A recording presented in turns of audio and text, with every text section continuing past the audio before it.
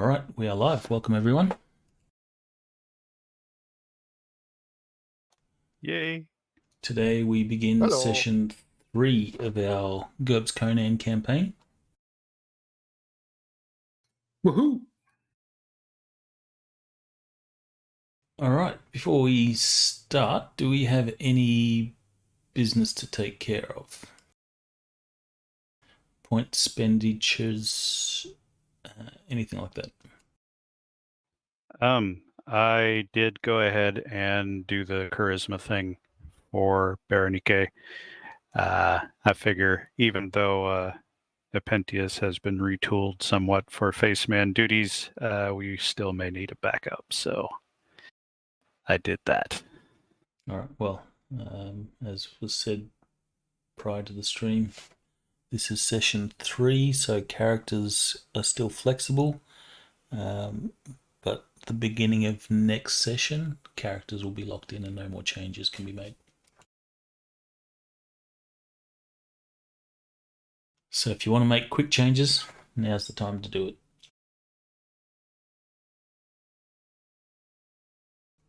As for Kurgan, I guess you could consider yourself cursed in a sense, but it's more a possession than a curse.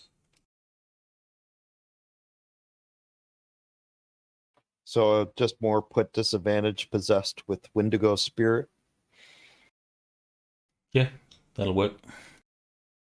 We know you're going to change. Unless Epentius gets a moment of enlightenment and realizes they were possessed. I think everyone might suspect, or they might have some, the seed has been planted since the spirit entered your body and didn't exit. Now it's me and Materius, right? Yep, I'm the other one who got hit. We're going to start looking at the other guys as edible food soon. No, They it's are only meat popsicles. It's only been a day in game, right? Yes, depends on how long you wish to leave it before you head out on your quest across the river.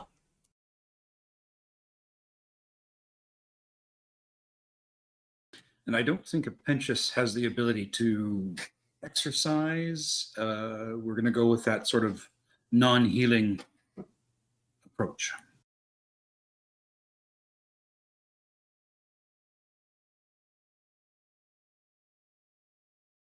Right. Well, the players know we can go to the Picts to sort that out, but the characters haven't figured that out yet.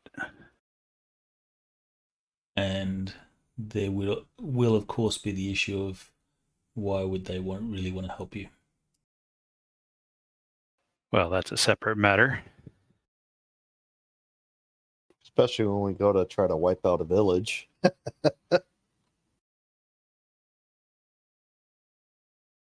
Maybe you can intimidate them into helping you out.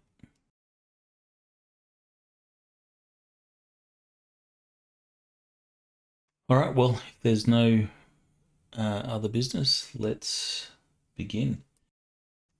Just a quick recap. You guys had gone to Hawk Village. Let me bring up that map.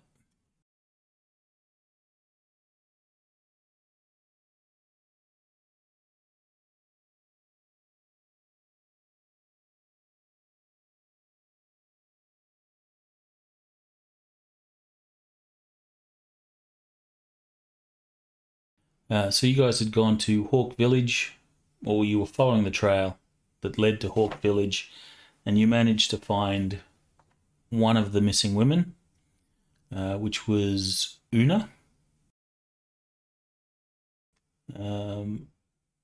You liberated her from the village and then trekked north along the river, along Black River, to Fort Tusculum.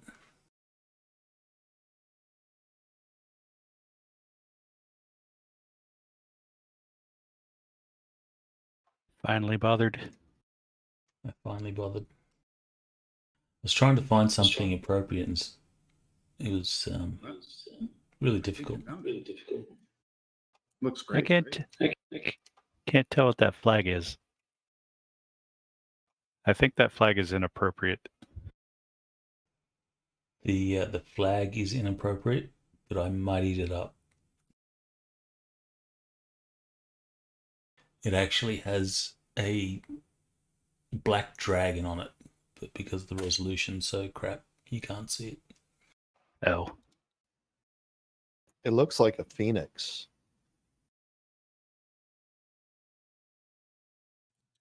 And is that a set of moose horns over the gate? It may well be. The image is it Fort Wilderness? Is it Disneyland? Oh. Bog moose, very common around these parts.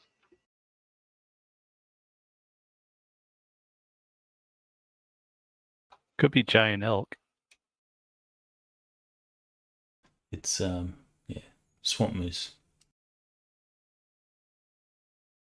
Just watch out for the albino bog moose. Those things are nasty.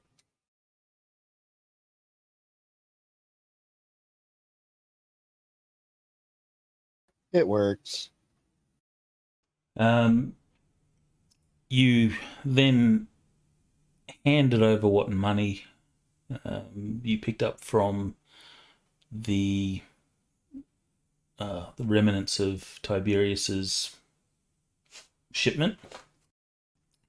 You took a collection, and I think some of you spent it all in drink that night.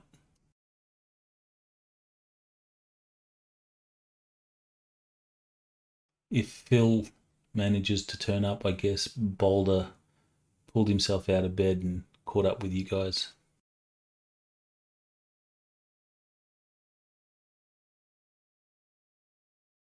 You then went. You requested a mission to go across the river to recover the other two women. I believe that was the intent, to recover the other two women, or at least find out if they're savable. This request was taken to the Governor Valinus, and he authorized it, but requested that you don't start any unnecessary wars.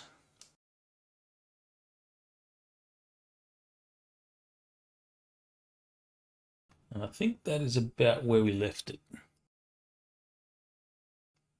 Did Is there a Apentius skill need... for fast drawing a bow, knocking it faster? No.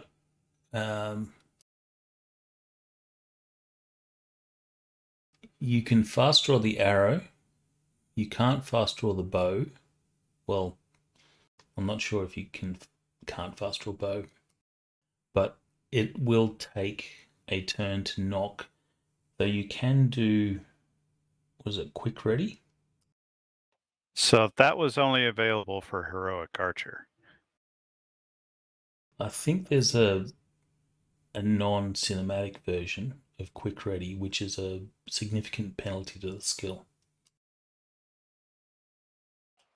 I don't remember if it was considered cinematic or not. I'd have to dig it up.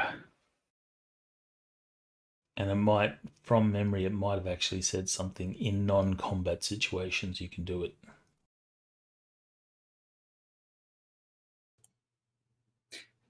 Yeah, I mean, how many turns does it normally take to reload the bow? 3. And fast draw, if you're successful, shaves a second off that, correct? Mm-hmm. Yeah. I don't know if that's... So in other words, every two turns I could do it. Yeah, if that's a more helpful way of understanding it. No, it's definitely physically possible to do it entirely in one round, or actually less than one round probably, but there are definitely conditions applied to that, probably not combat conditions. And it certainly wouldn't be full strength bows. Absolutely not. I think all the quick shoot or quick archers, I guess is what you'd call them. I think they use like really low poundage bows, like 20, 25 pound bows. I think 35. If we're thinking about Lars Anderson specifically. But never mind that.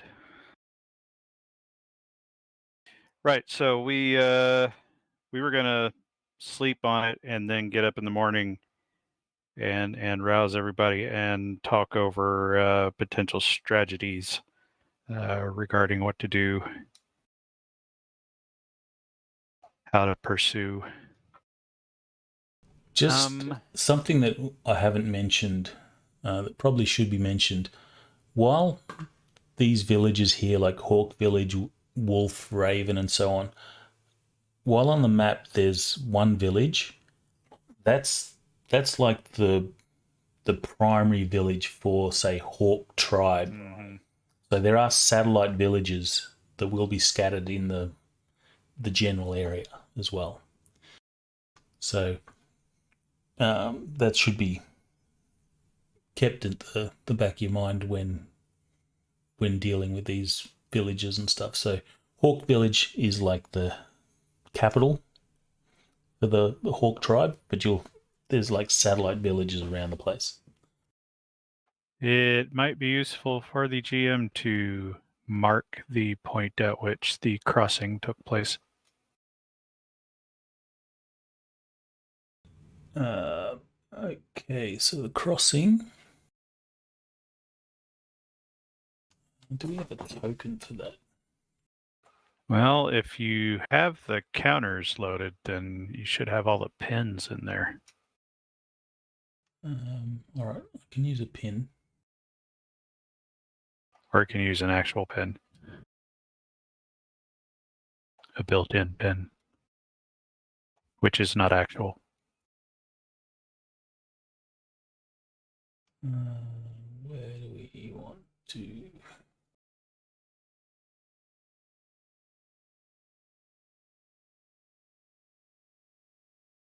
I wish there was an easier way to organize the assets in Fantasy Grounds. Yeah, we still kind of have a problem with that. Also, it took the better part of a day to get from Hawk to Tusculum, ? Yes. Because of a really bad navigation roll. What would have got you there in the afternoon saw you getting to Tusculum after dark.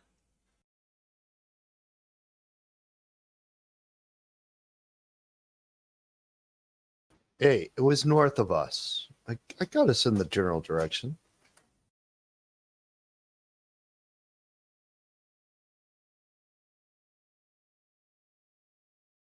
That you did.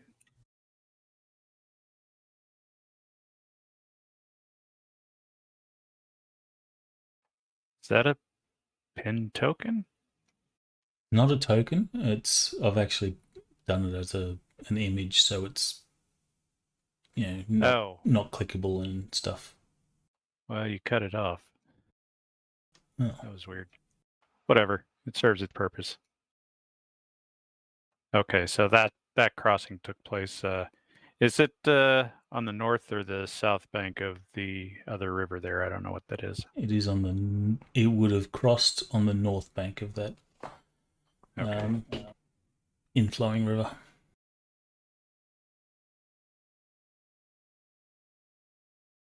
Right. So we've then got the better part of the day it would take to get to that crossing point, and then probably another whole day to get to Wolf Village or outlying urbanizations. That's going to take a bit, and it's also going to water down the trail. So, having said all that, Does anybody have any strategy thoughts? Or skills for that matter? I don't know why that's being cut off. I have stealth, I have tracking, I have survival woodlands, I have observation, camouflage. Do you have I mean, tactics are we or just going to strategy? march across? Do I have strategy? No. Nor do I.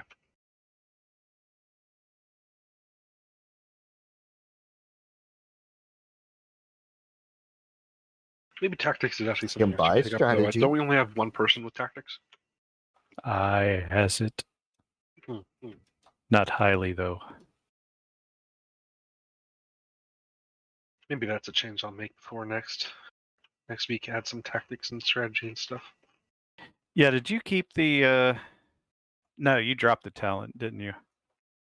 Born soldier, yeah. Well, I think that template normally comes with Born War Leader. Oh, that's right. Yeah, that's the one. Yep. It had. Yeah, I did drop that.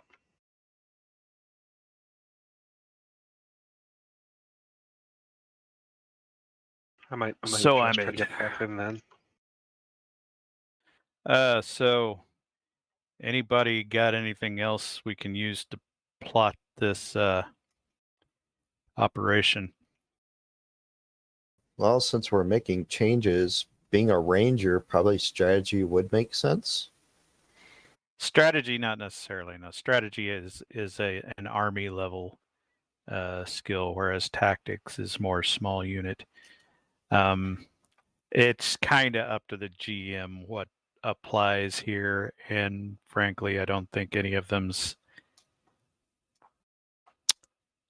suggest a specific usage like this.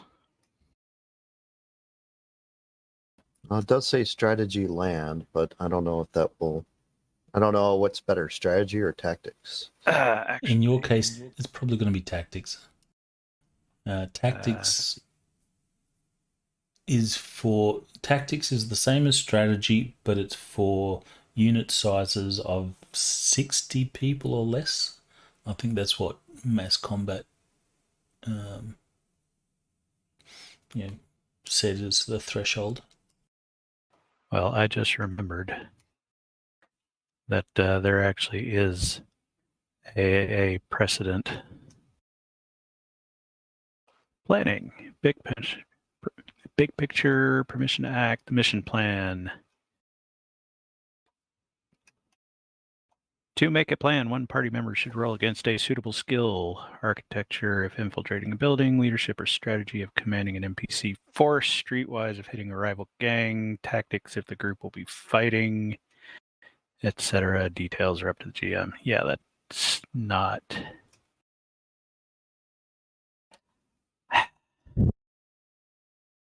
Yeah, what is this? This is a reconnaissance mission. I'll go ahead and get tactics at 2 points. Okay.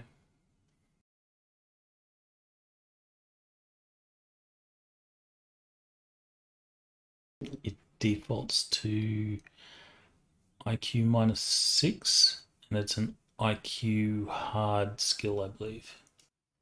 Yeah, it's going to be pretty low. I got it at 10. Well, Okay. there's a chance. So never minding what skill might be applied here.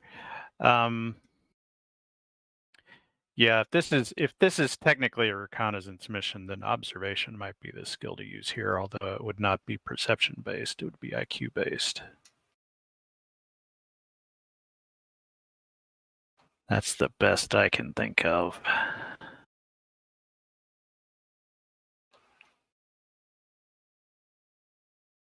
I have observation of 14, IQ of 11. Unless the GM thinks soldier could work there. I'm easy with either. A soldier of 11.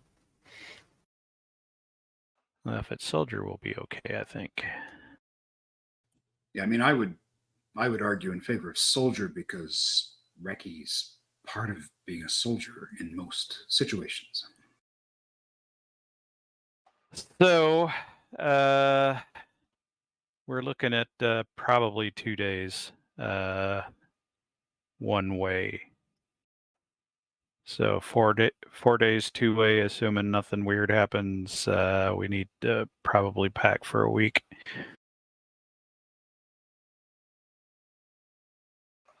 And we need to requisition any sort of gear that we're going to need for that. I can't think of anything we would do, though, aside from provisions. We probably don't need to carry extra water. It's probably going to be a river the whole way there.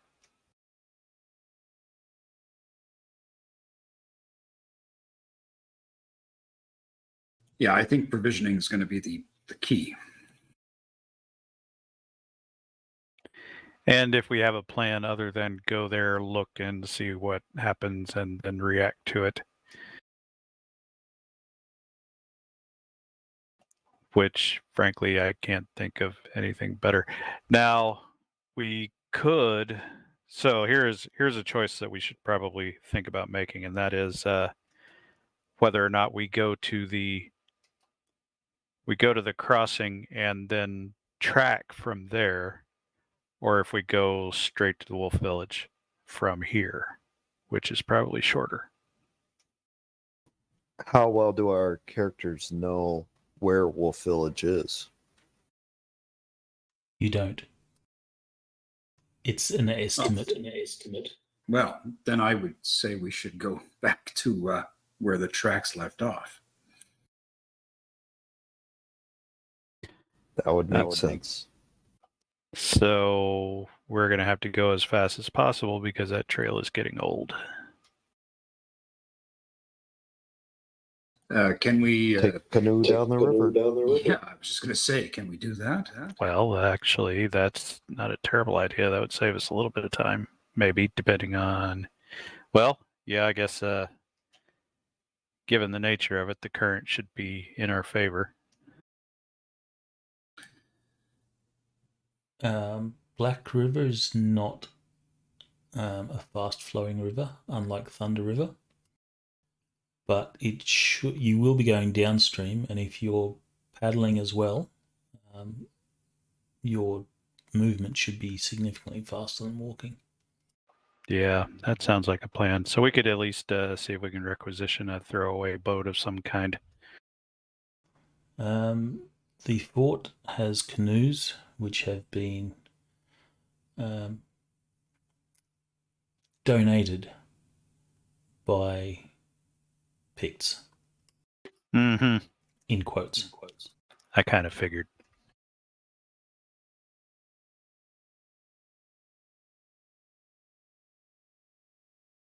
What is the capacity on these things? Can we get everybody in one?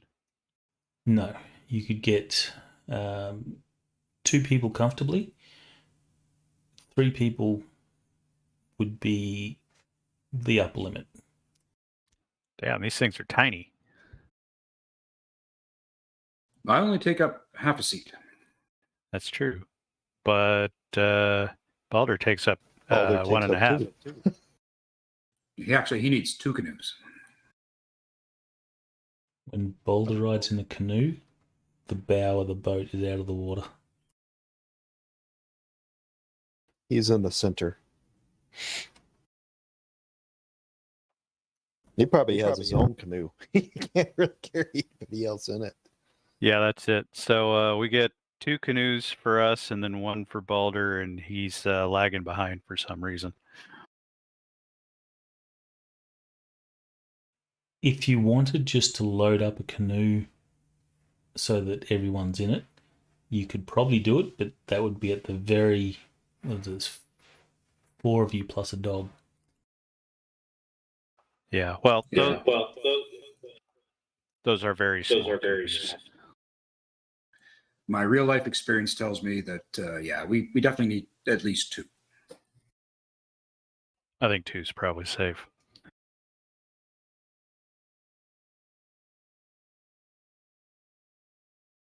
We can fit Kurgan, Kudo, and Apentius in one, and then Ronnke and Materius in the other. And Balder can swim. Kudo on the front, Apentius in the back. I'm in the middle. Now for the giant crocodile encounter. Mm-hmm. Exactly. Oh wait, did I say either that out loud? Yeah, it's either that or it's going to be a scene right out of Apocalypse Now. There'll be a spear in somebody's chest.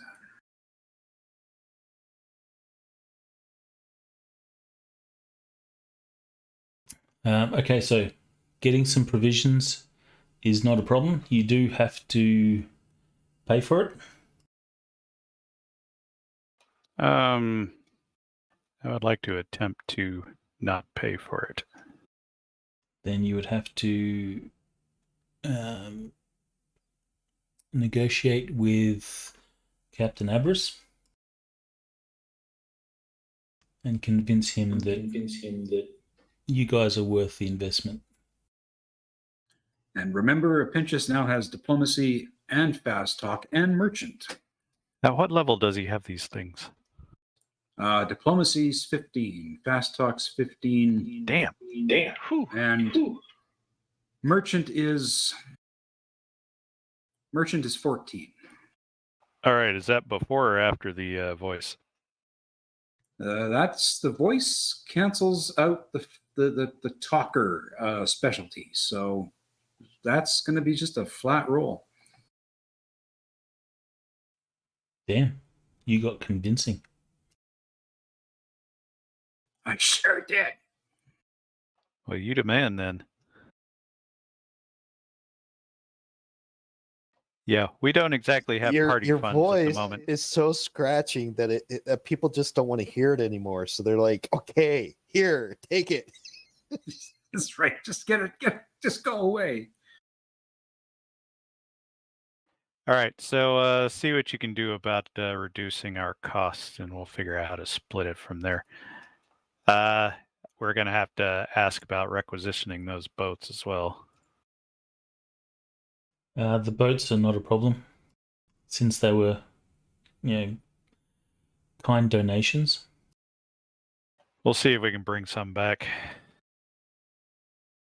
Maybe get some people to donate some more on the way back. Exactly. It should be noted that that I get a +1 from merchant when buying or selling, and I get a +2 from talker when investigating. When investigators or anybody hiring us to investigate something is involved. Oh, okay. Right, that's that. I was going to say if you did that in GCA, then it should have computed the talker bonus into that, but that's the skill bonus, not the reaction bonus. Oh, gotcha. Okay. I think it's... Oh no, talker doesn't add to the reaction bonus, but... Right. Yes. Yeah, if the someone merchant will. recognizes your talent, then that talent is a reaction bonus.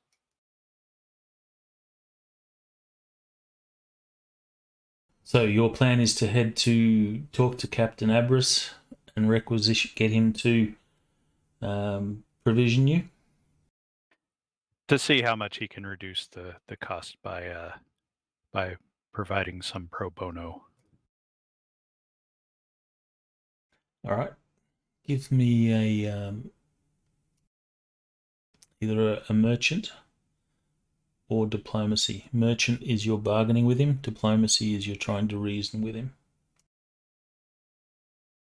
Okay. We're going to go with diplomacy.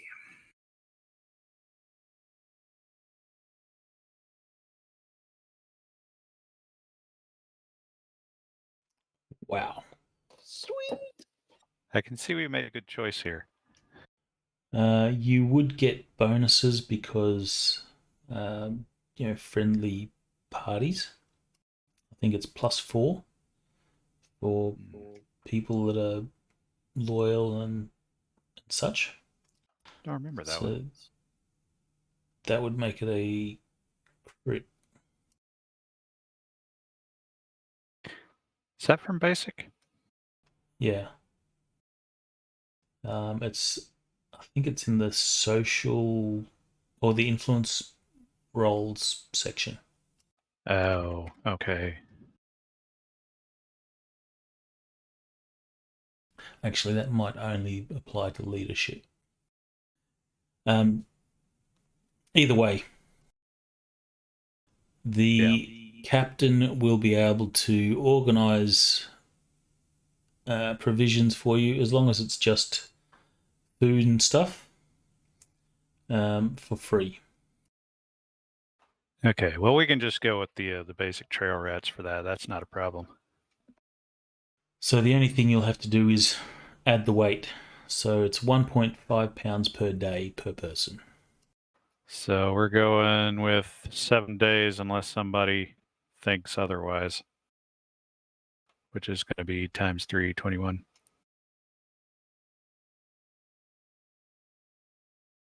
I wonder if canoe travels, the speed of canoe travels listed in low tech. We do have canoes somewhere. May actually be in basic though, but I know there's some in low tech.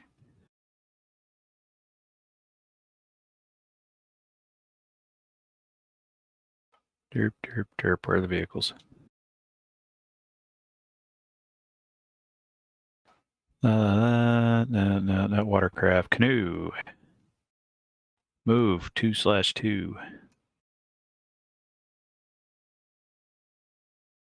Which is not faster than walking, but that may depend on the current. Well, that would be faster than walking, because walking is 1.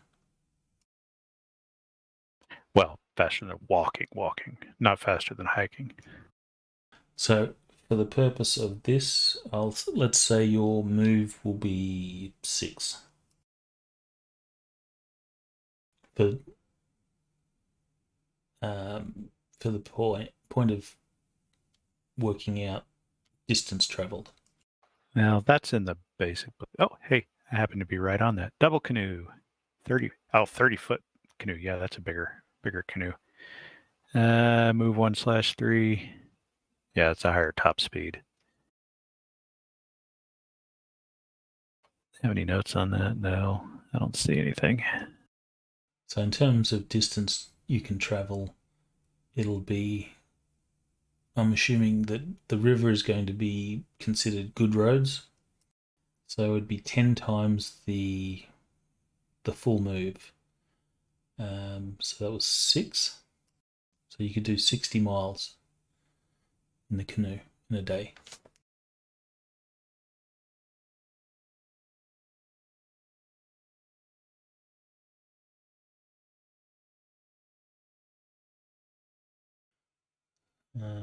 Your distance traveled is about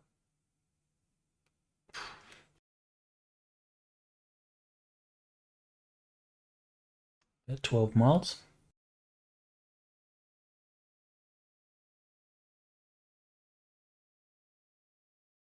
So that's what, 5.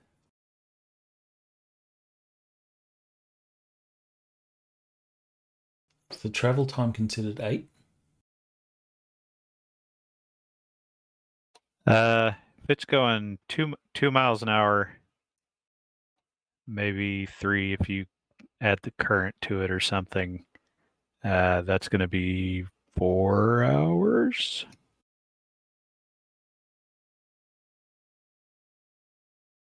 I've got 7.5 miles an hour you will do on a canoe.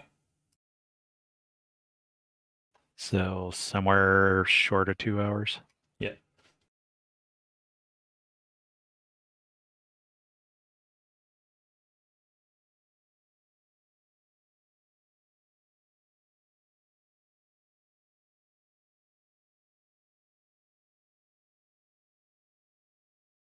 So Abris will get your provisions. He will pay the quartermaster and you have trail rations. So you've got bread that's not quite stale, cheese that's not quite rock, some jerky,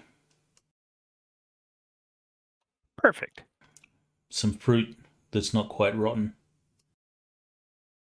Excellent. My favorite kind.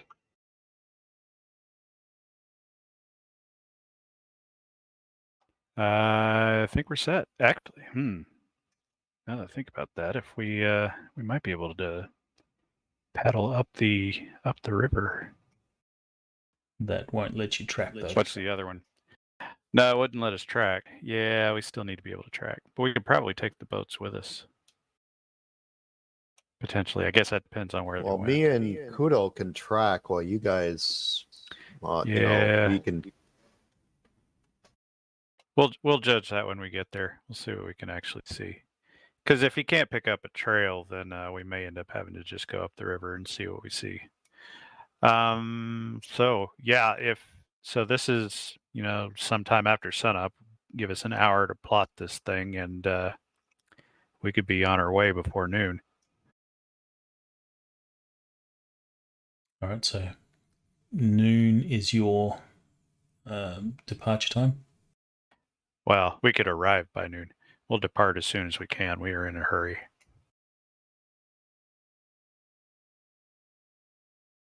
So as soon as we get provisions and boats, we'll pack it up and head off.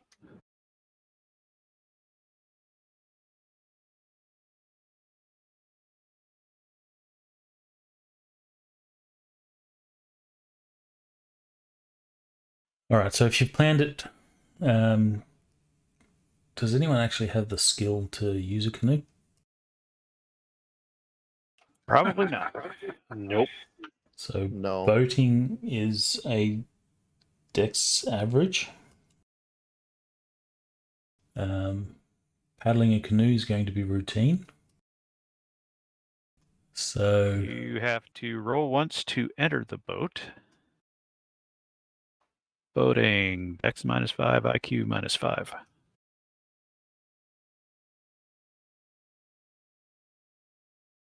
Dex it is. Let's. you will get +4 because it's routine. No, that's right. Excellent. You don't get that if you don't have the skill. Drat.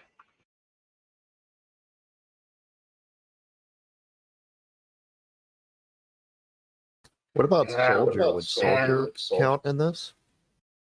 No. I will add that from again real life experience, getting into canoe is trickier than you think at times. Getting into any kind of boat is trickier than I think, man. Can I get rolls from the remaining two? Yeah, hang on.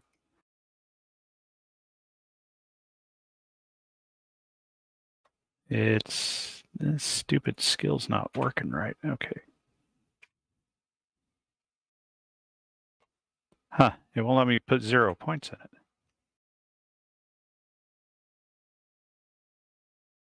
Poor Kudo.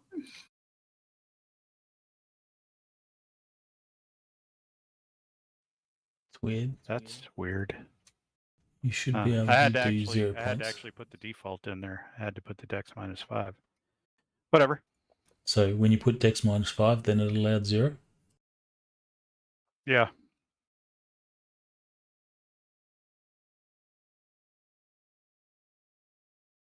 All right. Yeah, What that does it sucks. say in regards to failed rolls on the boating? Let me see. Wait, that's probably under the skill. Hold on. Because it was All it just says is 180. to avoid falling in the water, you've got to make that roll. Make a roll to get underway to dock and whenever you encounter a hazard.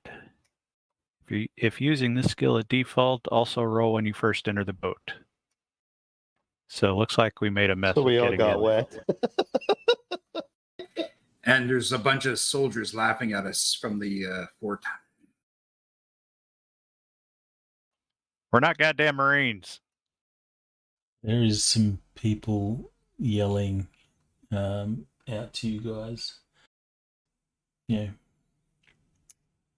Shouting insults like, you guys are supposed to be rangers. You can't even get into a boat. I'm a land We're not ranger, amphibious not troops. a water ranger. Well, we're not amphibious yet. You're sure that it's going to take a little while to live that down. If this was in the modern era, there'd be videos circulating on social media right now. Mm-hmm. I told you this was the back of the canoe, not the front. There's at least one instance where Balder probably steps into the back of one of those boats and chucks Apentius out of it. Given how difficult you guys have found operating the canoe, are people wearing their armor? Actually, to be fair, we could probably take extra time on that and actually barely succeed. Yes, everyone succeeded. But it still Good. didn't look good. Well, at least we didn't incredibly embarrass ourselves. But you do have to make further rolls if there's a hazard or something like that. And that's Yep. why we won't get extra time. Hey, but at least we won't be within eyesight of the fellow troops. Exactly. Will people be wearing armor, and can people swim? Pentious can swim. I and can swim. Pentious has no armor. Swimming in armor, Friggin' you are a penalty equal to twice your encumbrance. I am gonna guess. I would think that Ronnke would probably not be wearing armor in the boat. Nor would Materius. what about leather? Yeah, that barely counts. Well, however it works out, twice your encumbrance. So if your leather takes you into encumbrance level 1, your penalty to swimming would be -2. Yeah. Yeah, I'm at no encumbrance with the armor on anyway.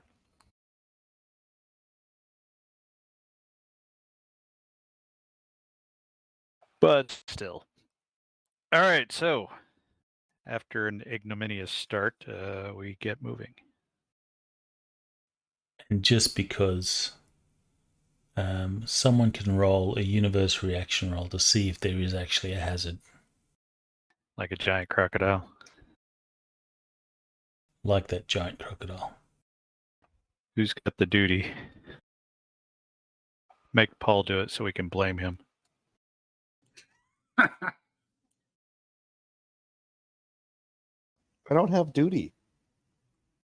Oh, I have sense of duty individual. Not that comrades, duty. so I guess I can do it. I mean, roll the reaction. I was actually going to ask I'll roll something, it. Brian. Do we still have that ability to do rolls in the Twitch chat? We do. I have to remember that that's there. Let me see if it still works. Did you want that in the box? No, that's fine. Okay. So no giant crocodiles the first hour. What about the second hour? Someone else can roll. Ah. Pentious will roll.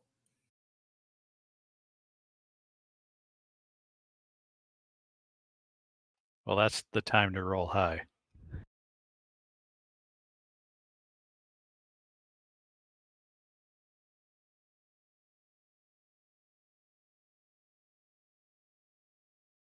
Okay, I think I found it.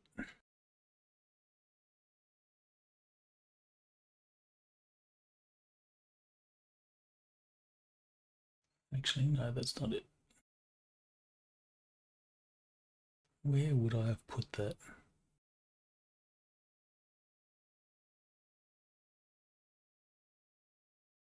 Is there a particular reason that we want to turn on this plugin?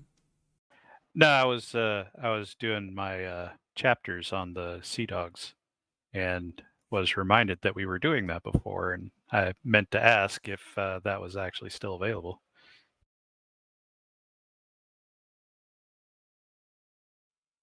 It should be. Unless they've changed the API or anything like that. Well, Okay, it was here we go. only Found it. 2 years ago.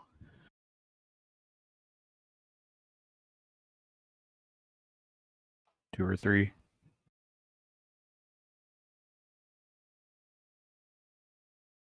Chatbot. Bear with me.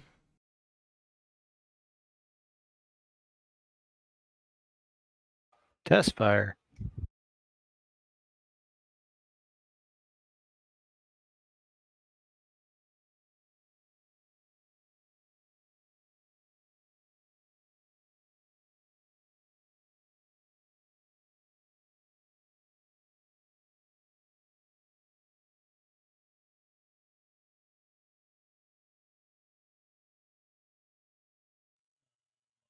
I think that worked.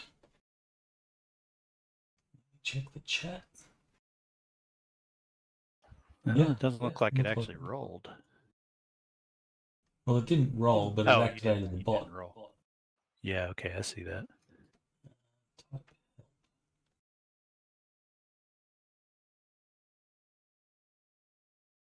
I can't remember the commands. It has been a while. There you go. Someone rolled. I know, that actually worked.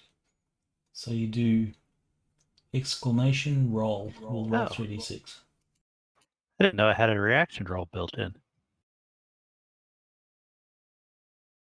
Yeah, it's working. Awesome.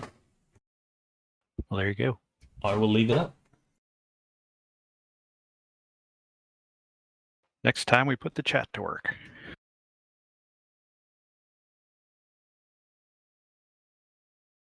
Right. We have arrived at the crossing, I guess, without incident. Now we have to get out of the boats, which may be an incident. Nice. All right, so Take our We're taking time. extra time. Thank you very much. so just roll and don't fail by more than 10.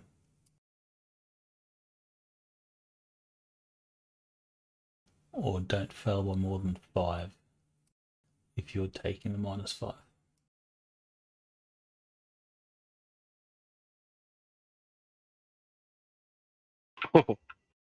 Cutting it close there, buddy.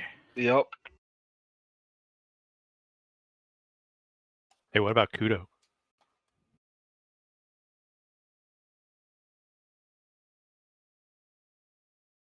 Well, So you that's could, everyone. yeah, you can do the math on mine. I forgot to put the -5 in there. That's all right. So with extra time, everyone manages to get out of the boat, only getting a little bit wet. But with really sore crotches. You have 2 canoes. You can pull them up on the bank or take them with you if you're willing to carry the weight. I think let's see if we can pick up a trail first and see how that goes, and then we'll decide what to do with the boats.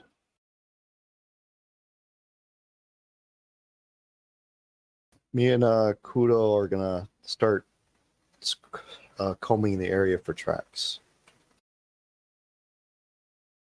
Okay. Since you're actually trying to identify the tracks of what was the boy, Kudo can assist, but it's Kurgan that has to make the roll. After you have picked up the scent or picked up the trail, then Kudo can be the primary tracker. So that's +1. That will be +1, yes. Vision based. Correct. Tracking, I think, is vision based by default.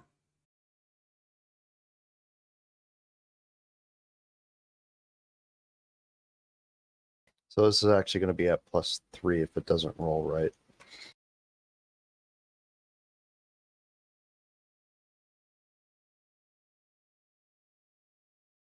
Not a problem. You feel that you're in the right area where the boy crossed the river. You search around, and you do indeed find some tracks that are less than a day old.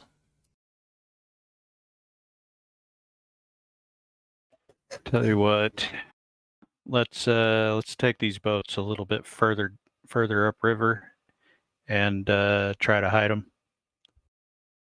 I think I have Kurgan actually had camouflage. camouflage. How much time do you want me to take trying to camouflage these? Yeah, it's not take any longer than we have to, really. Okay, so take them up. How far do you want them to go? Like just Just like out of sight of the current, out of sight of the crossing we're at. and into the woods, just into the woods, right? Yeah, a little bit maybe. Nothing fancy, just to give us a chance.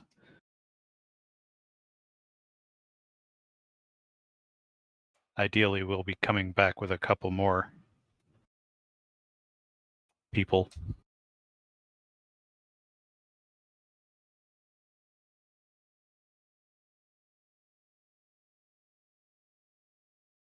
All right. You will conceal your canoes on the bank. I'm assuming you're pulling it up on the bank and taking it into the woods a little ways. Yes. And then you will bury it under leaves and branches and stuff. And it appears to be suitably concealed. Can I try a complementary roll to help assist with the camouflage? What sort of roll? Survival woodlands or naturalist earth?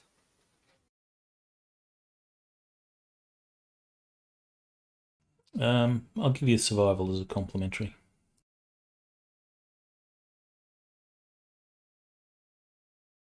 So succeed by 3.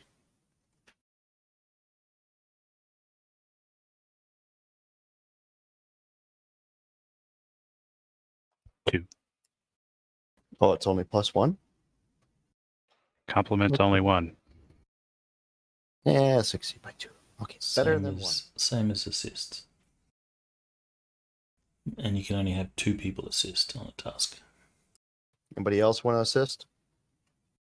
Actually, I suppose you could have more than 2 people assist, but you can only take the bonuses from 2.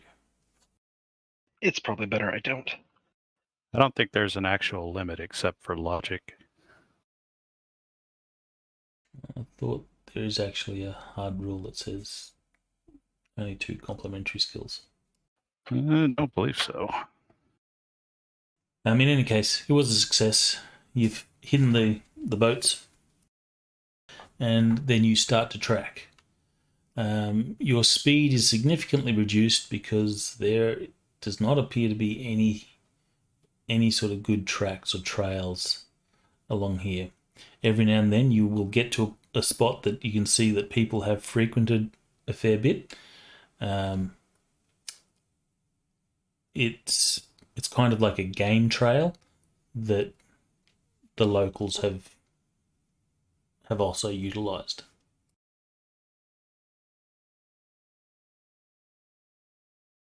So what's the encumbrance of, what's the minimum speed of everyone, of the group? I think the last time we had to check that, Pentius was our bottleneck in that regard. Let's see. What is my move? I think it's 4. Let me see. This will be encumbered because you will be hauling all your stuff. I am medium encumbrance, so I'm move 3. Yeah, I'm move 3 as well. lightly encumbered. So you can travel 30 miles a day. A successful hiking roll will increase that by 10%. Presume we're not on a good road here. Your terrain is going to be bad, so 50%.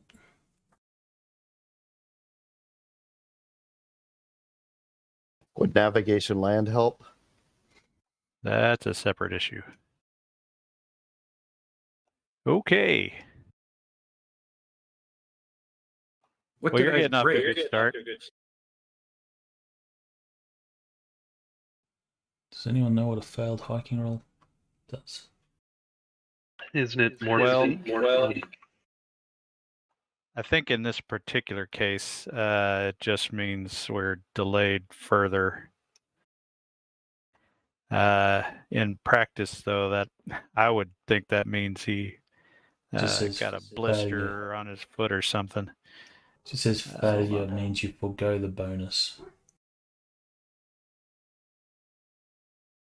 Doesn't say anything about crits. Nothing for crits. Weird. Success does let say the entire you group can make one march single 20. hiking roll for the entire group.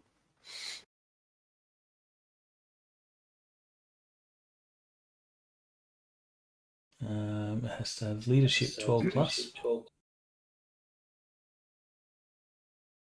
And it has to be the group's, a single roll on the group's average hiking skill. Right. Well, I have leadership at 12, so we've got that covered. So let's recalculate that based off your hiking skill roll. What is the average of everyone's hiking? So we got 7, 4, 25. Wonder if you should, I don't think you should include Kudo in that. Probably not, because he's faster than you anyway. 11, 12, 12, 13, probably average about 12. Actually, I was mathing it here. Epictetus and 25, Meritarius don't even have 32. hiking. 32 plus 12, 42 plus 8, 50. So 50 divided by 4. Is that right? No. 12 and a half. Actually, it's 36 divided by 4. Can't include Kudo.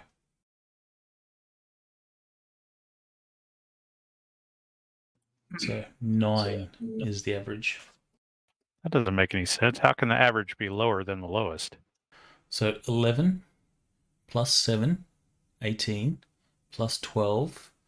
Plus 7. No, that's you're looking at the result, not his actual skill. No, his 12. He doesn't have skill. It's Like he's doing Apprentice a doesn't 12 have the skill. minus 5.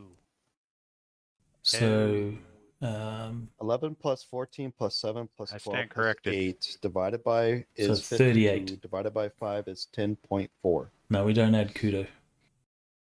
No, you don't want to add Kudo? Okay. So 38. So 9.5. I still like the Round up, idea it'll that, be 10. that somehow I've somehow strained something and Balder, he's not here to defend himself, but Balder then ultimately just has to pick me up and put him on his shoulders. All right, so Apprentice, you are struggling a lot, trudging through these woods. There is several times that you fall, you sort of roll an ankle, not enough to, cripple you or anything like that, but it slows you down a little bit.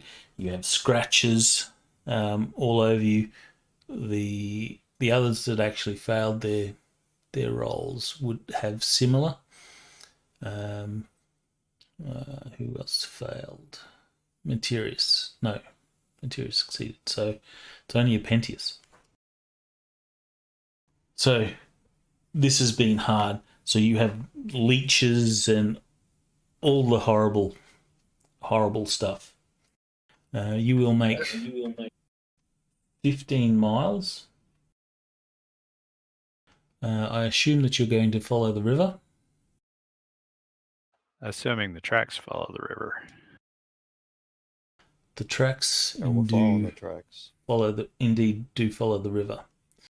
So if you arrive here at noon, it will be after dark before you get to where you expect Wolf Village to be. Right. Okay. And we don't have specific knowledge about where the Wolf Village is, so we can't exactly send somebody forward to reconnoiter. Correct. Well, we can make some assumptions. It'll probably the largest of the villages, if it is a network, is probably going to be on the river, because it wouldn't make sense otherwise. So it may not be too hard to find. Depends on what. I'm assuming at this point that Kurgan is going to be the best sneaker out of us, and depending on his fatigue levels when we stop, might see if he can spot something downriver. If it is that you're going to continue after dark, it is very dark. I think we determined we didn't determine it. So it'd be we'll say it's a -6 normal, but because you're in the woods, you're looking at about a -7, -8, depending on the density of the canopy and stuff. It is very dark. Do you need to get some of those phases of the moon dice? That would be useful. I wonder if does Wilderness Adventures have stuff like that? I don't recall that being in there. They have random weather. I mean, honestly, you could just roll a D24 or D30, decide what day of the month it is. Did we make Actually, a you table probably for weather? shorten that.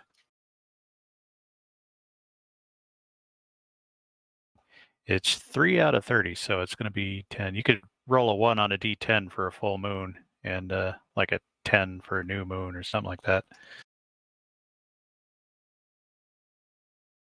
No, I don't know that we ever had a table for that.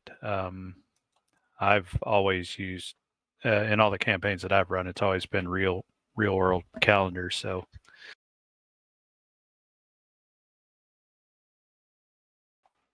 if full moon is 1, then that's going to be less than full. Not quite half, or a little over half, I mean. So that would be. So you're looking at -7. Ish. In the -7 in the woods. If you want to continue after dark. Yeah. I'm going to be no good for that.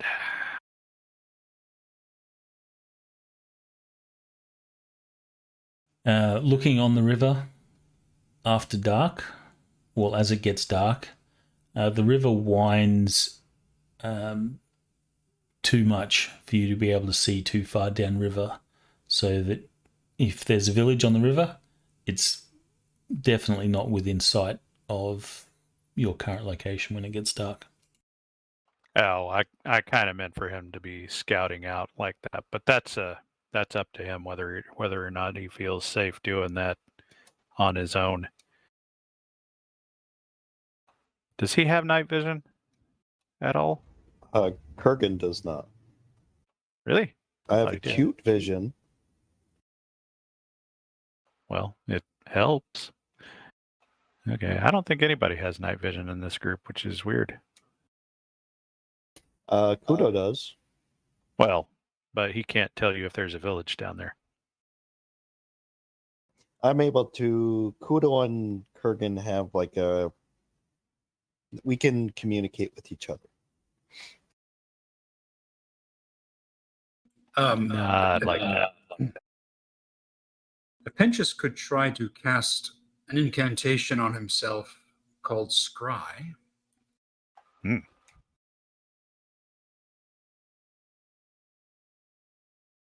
What does he need to make that happen? Well, since we're not really moving, mostly just scouting, I think I could actually try to just do this as an actual sit on the ground and cast the spell without making like activating one of my auras. After crying for a bit over his sore feet. Exactly.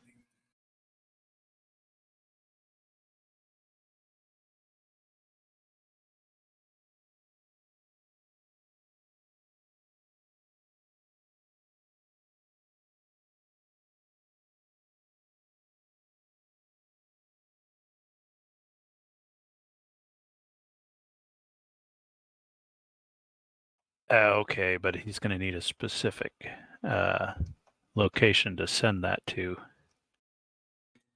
And then I could move it. Okay. Well, it's worth a shot. So I was thinking, do we have any sense of what direction that village could be? Upriver? I could start upriver However- by maybe 50 miles. If you are following the tracks, they don't necessarily go to the river. Sorry, they don't necessarily go to the village. So far, the tracks have been following the river. Okay. Are we Right, wanting to go to the village, or are we just simply wanting to follow the tracks more? Okay. We do not know what is here. So, right now, all we can do is either follow tracks or look up the river and see if there is a village up there. And if there is a village up there, we don't even know if that's actually Wolf Village. I'm happy to use Scry and see if I can sniff or sense of smell, food cooking or smoke, that sort of thing.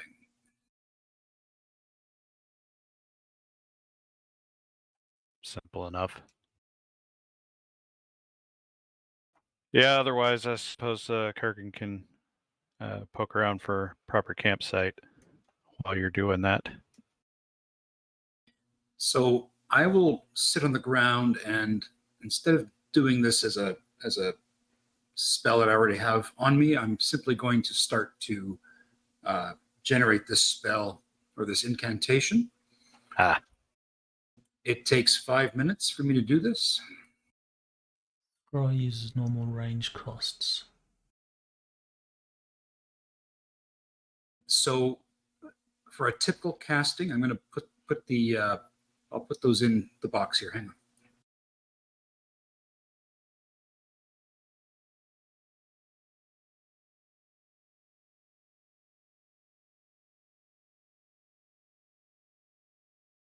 So this would be assuming that it's out to a range of 100 miles or up to 100 miles. Okay.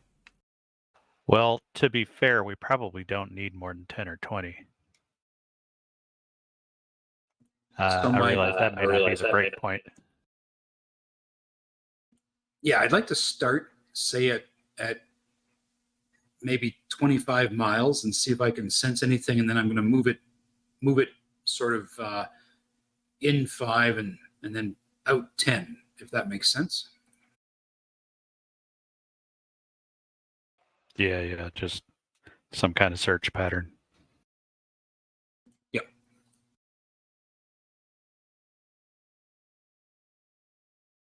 All right. Make your roll then. Okay, so this is simply going to be the casting roll. It's not going to be the roll to attach it. I'm not trying to attach it.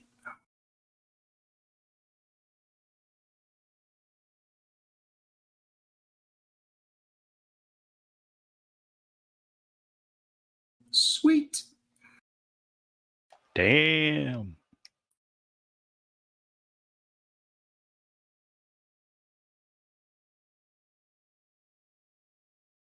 Right time for that. Was there a second roll you needed to do? So, or is this just a single casting? Yes, this would be a single casting.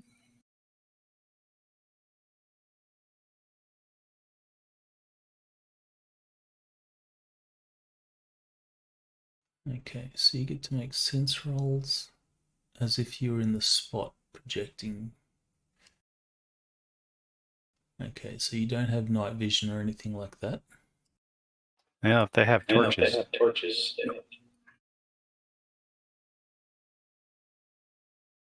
right, Torches so or campfires? give me a perception roll. Doesn't need to be in the box or anything.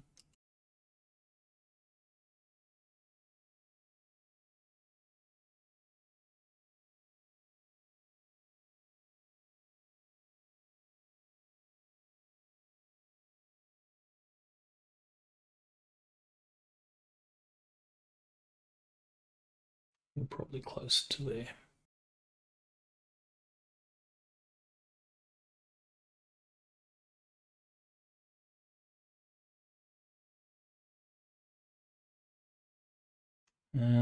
And someone give me a universe reaction roll. Terius, your turn. This is to see how much the terrain. He's buggered off. Okay, so the terrain is not blocking your line of sight. So in the distance, you will see the lights of a village, and then you can see that there's the lights of torch lights of a few satellite villages. As far as you can tell, it is along the river.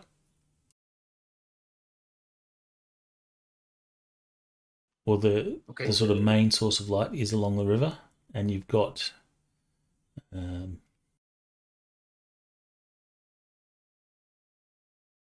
what's it, 6 to 8 miles, but you can't see anything else.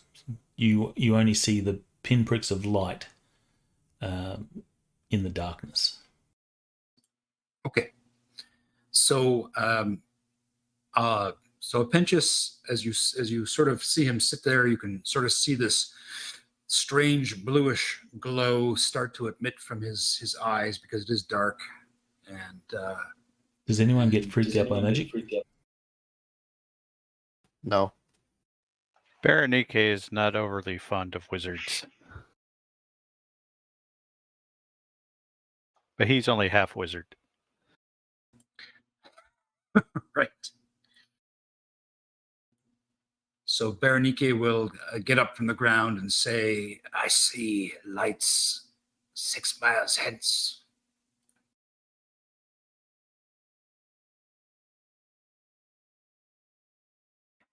Can you see into the huts?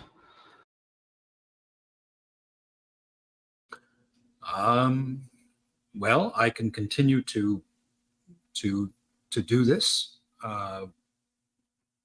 I guess I'd have to take another bit of time just to move my vision forward.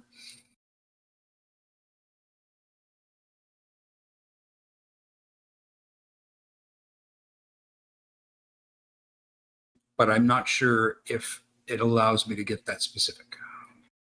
No idea.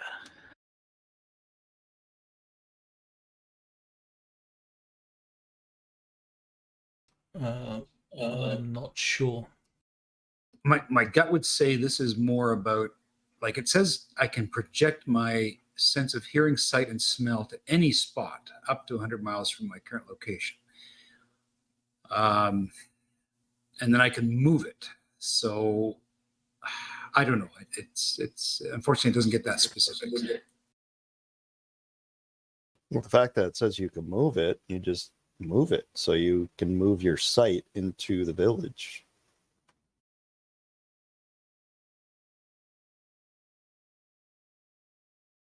So how long can you maintain that? You had a critical success. Right, that helps, but It says duration of 3 hours. holy crap. So shoot, man, with that, you could probably scour the whole village with your site.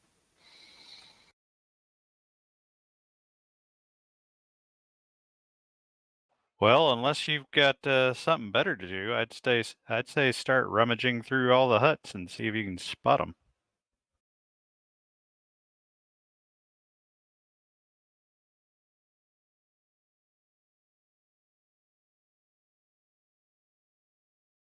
What's Then you it, can give us when it troop says sizes, guards, etc. when it says use normal range costs? Is that for the purpose of casting the spell? Yeah. So the spell, if you look down and it says typical casting, so this spell is already for 100 miles from my position. And then it accounts for the duration and it accounts for the speed that I can sort of move that scry around.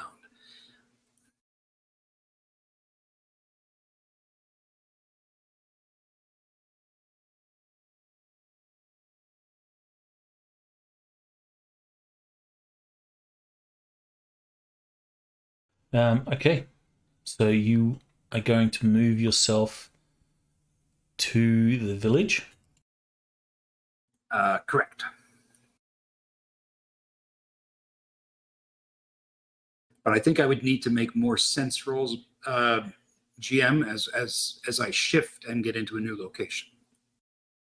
Yes, give me a perception roll.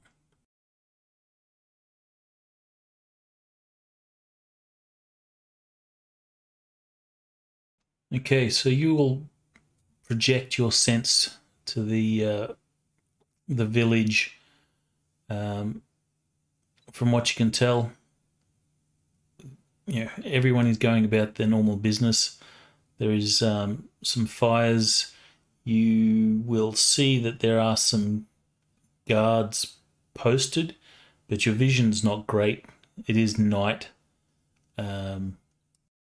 So you see mainly silhouettes and see the activity of those that are in the light. As you move around the village, it does not appear that there are any women here, or at least not the ones that you're looking for. Okay, so I'll pass that information on.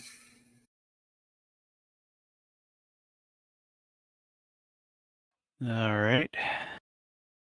So I suppose we can expect the tracks to lead somewhere else then.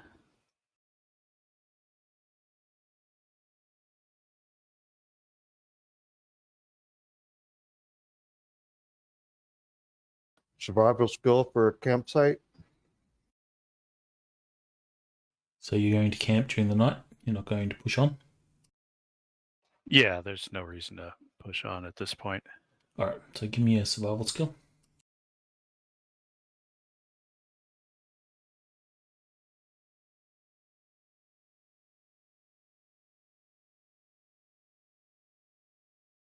Failed roll means you can only pick one of the 3 elements: comfort, lines of sight, and concealment. Ronnke.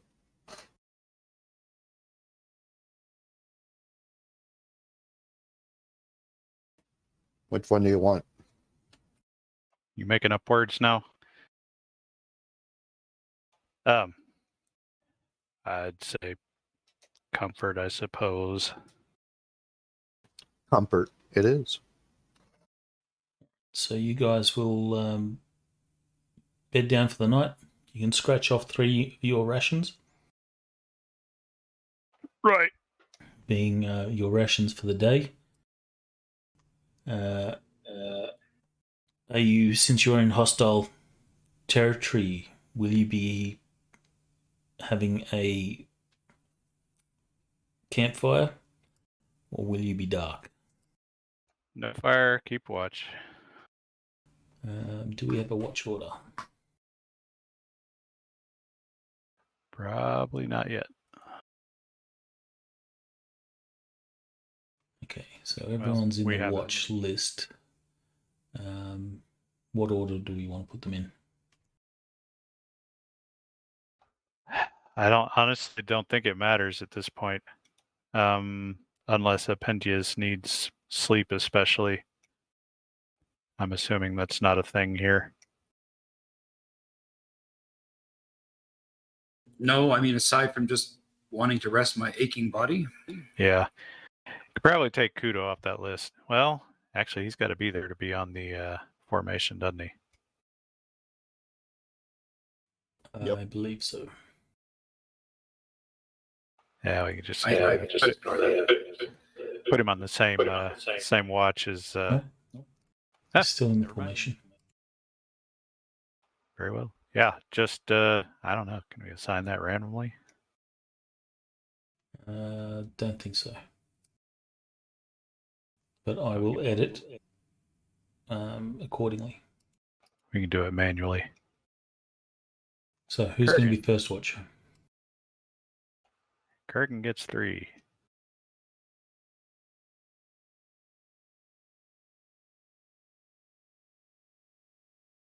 Since Berenice, oh, Materius is on there now. He gets. Damn it!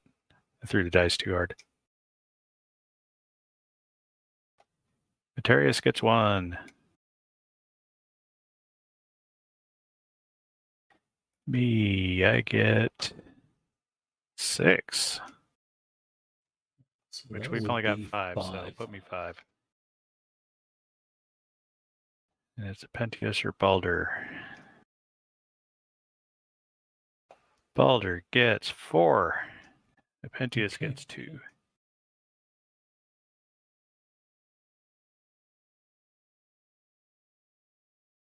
Done.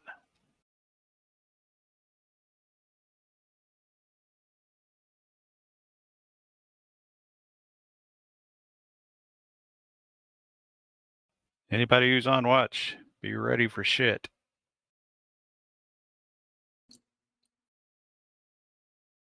Okay, can I get a roll into the box from Ronnke? A roll on what? Perception. If you have any bonuses for hearing or whatever, then please let me know. I will have the helmet up so I don't have to worry about that. Perception, you say? Or observation. Too late. Holy crap.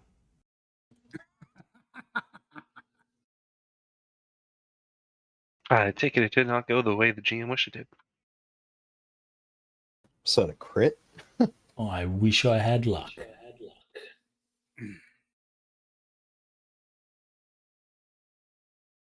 That could have gone either way. Could be really bad for us now.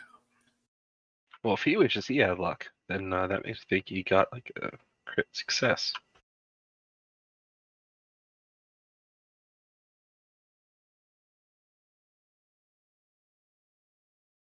Whoops, that was supposed to be hidden.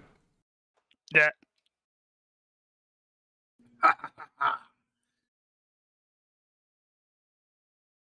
Well, since that roll was revealed, might as well show that.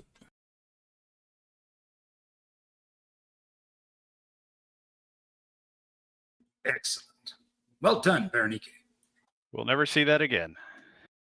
Doesn't matter, you still lost. What? Oh, Because it's God contest. All right. damn it. That sucks.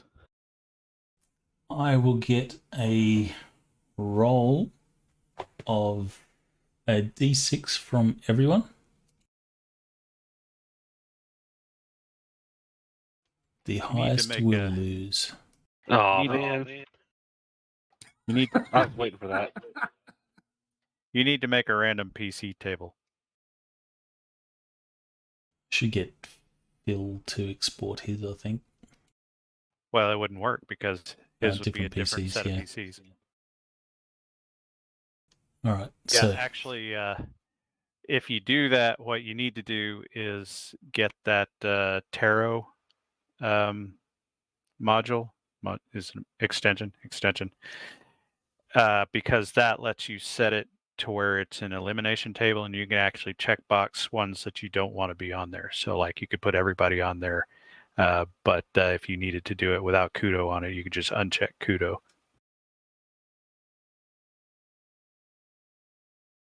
I should explain something that Apinchus does have an incantation called Alarm. And this is one of these moments where it's like, if I had cast that, we may not have had this issue. But again, as we roll into this, the GM may be going like, "Oh crap! What are these incantations going to do to hang up the game?" I just say I have something I could cast when we do these campouts. okay, but then you'd have to cast them. Exactly, which I'm happy to do. I'm just saying, as I'm learning about this grimoire that's even in Dungeon Fantasy, it's like, okay, yeah, I could start using that.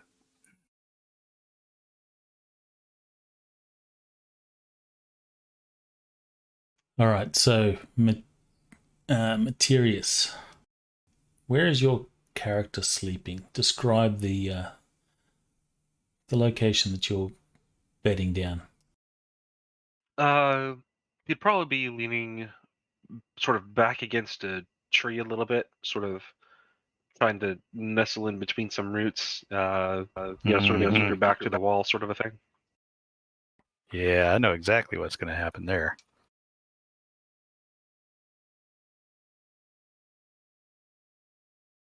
All right. So, unknown to the party. Where's my thing? Did you get script errors? Nope. No. Interesting.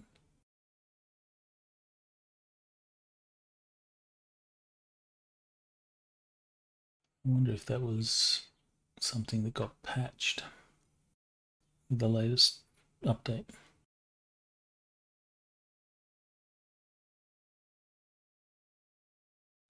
Damn it. Ugh. Can't find the picture I was looking for.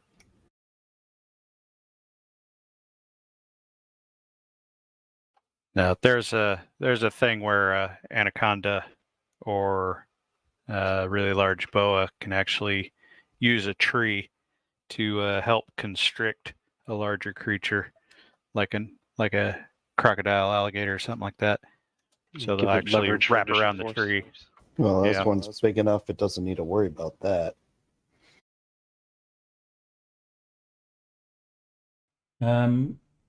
Materius, roll on the random hit location table for me, please.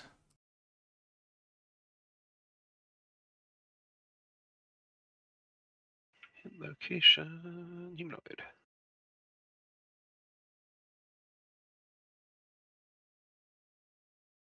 Oh,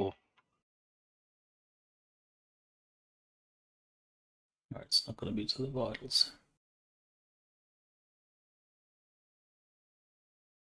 All right, so Materius, unknown to the party, a giant snake slithers through the underbrush. Its tongue flicks in your direction, and it sort of comes up to the tree. The head sort of pokes up around the tree. It sort of looks down to Materius, who's, leaning back up against this tree, and then it just strikes at the midriff of Materius.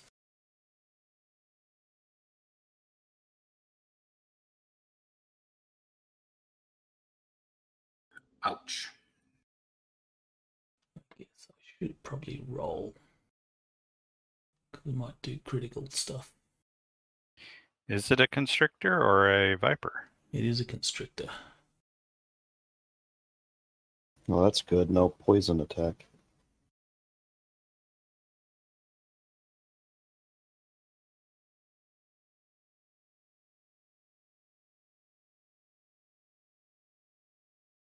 Unfortunately, this is going to hurt.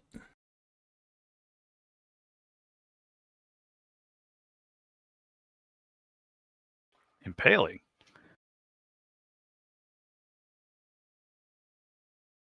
Them like- fangs. Them fangs.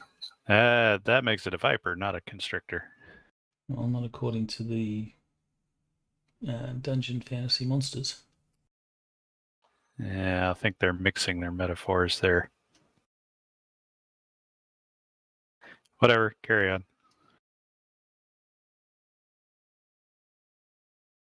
So it snaps on Materius' midriff. This will wake you up instantly, and you are being dragged back from around the tree back into the darkness. Well, this is the last shift, so the sun's probably coming up by now. Or nearly.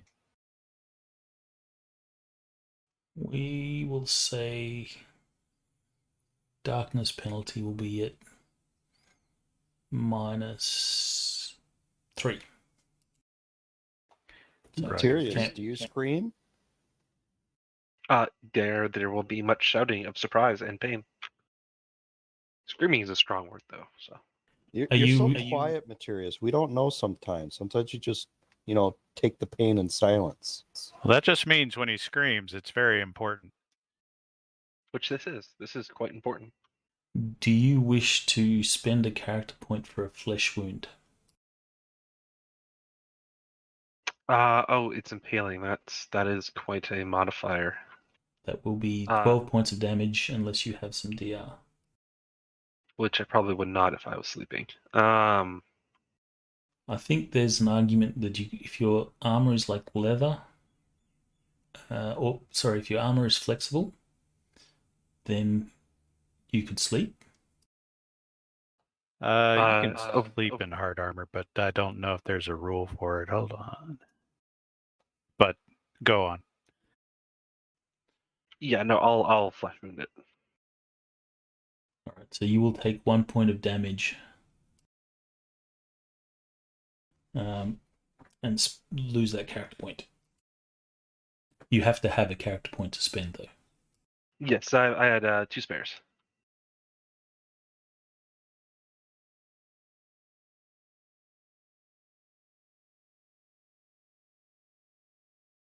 Should probably bring up a map.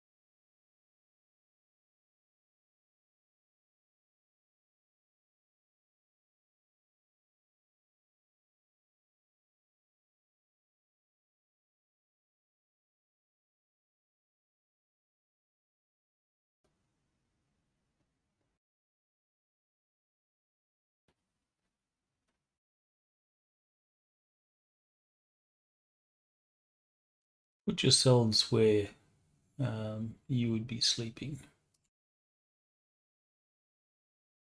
and where you would be guarding. Well, Keep in mind there's more trees and brush yeah, okay, around. that works.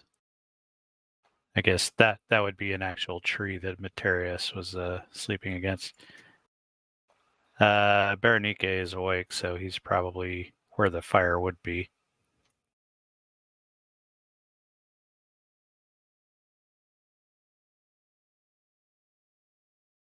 I can actually add trees. This is awesome. Yeah, but that depends on how you do it, I guess. Can you add Kurgan to the map? No, you don't get to play.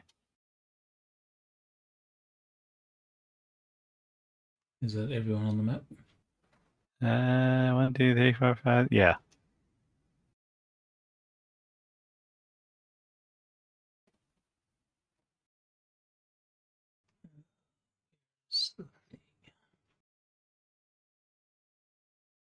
You recall what the size mod is up top of your head?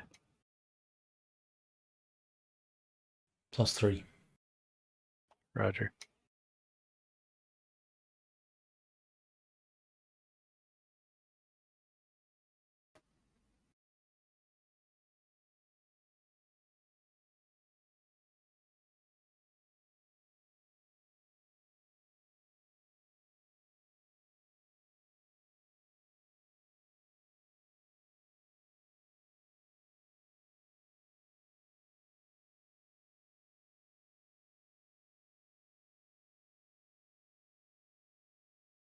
Yeah, hey. That's not bad.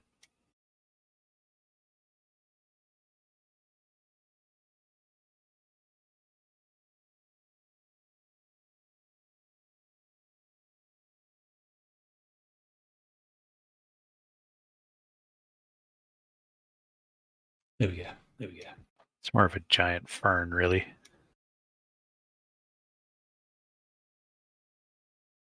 Interesting. So that's built-in stuff? Yes. Interesting. Guess I'm going to have to learn that soon. So, yeah, snake's over there. And currently grappling, I suppose. Correct.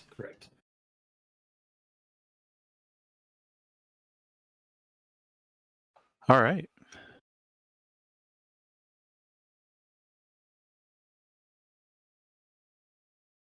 And Balder is so dead asleep right now that he will not wake.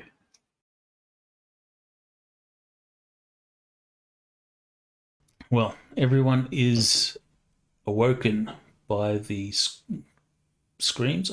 Actually, if you don't have combat reflexes, make an IQ roll. Kudo has combat reflexes. Good God, man. I know. Unbelievable. You've had a hard day. It's true. I'm quite tired.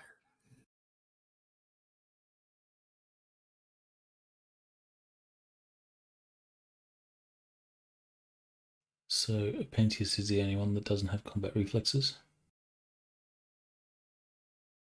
All right. So at the initial scream of Materius, Pentius, you are not awoken, but everyone else is woken.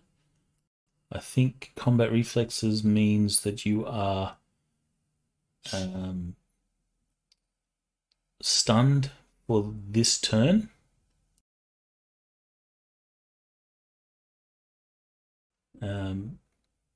But you automatically recover next turn.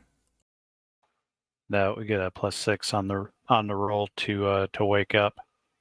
So I guess it's weird because they only say it here, but it implies that everybody gets an IQ roll to wake up, and anyone with combat reflexes gets a +6.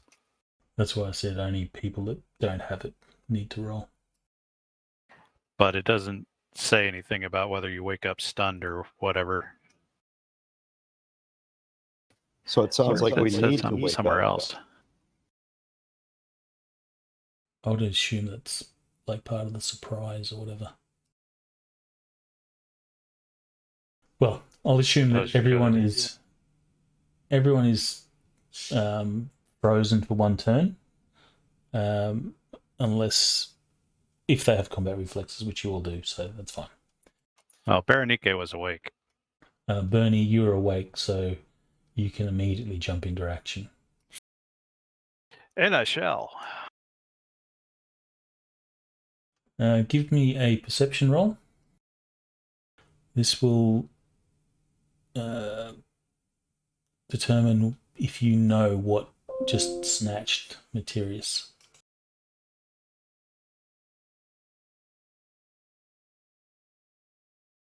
Okay, so you hear his screams.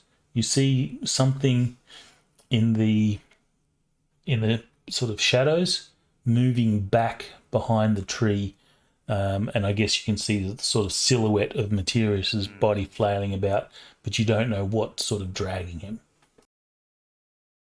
Right, but it's dragging him toward the ground, so it's probably not a tall thing. He is being dragged along the ground, yes. Roger.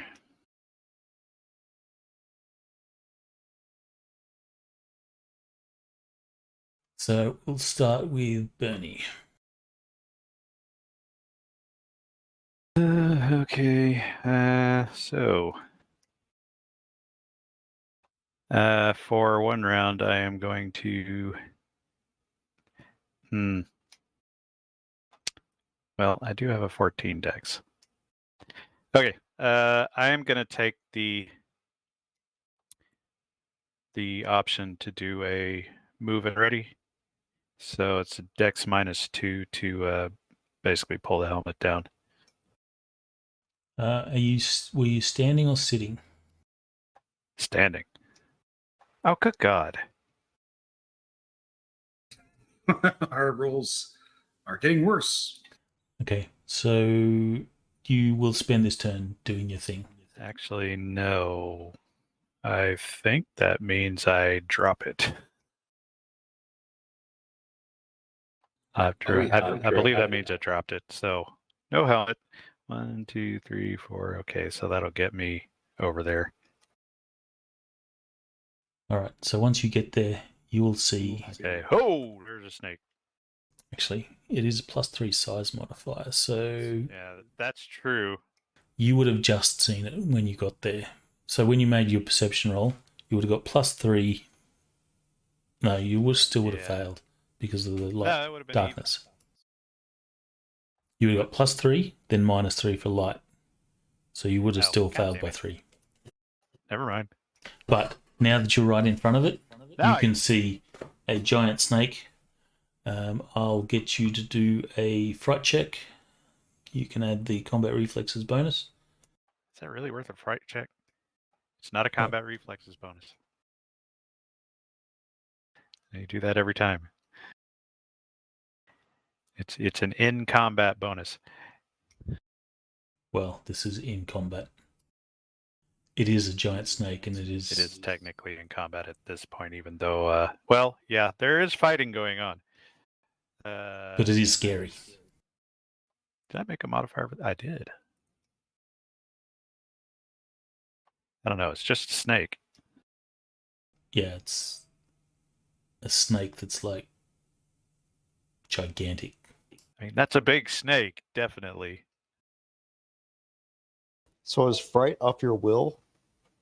Yeah. Yes. I take it we're taking a round and then we'll be back up to Kudo. Correct.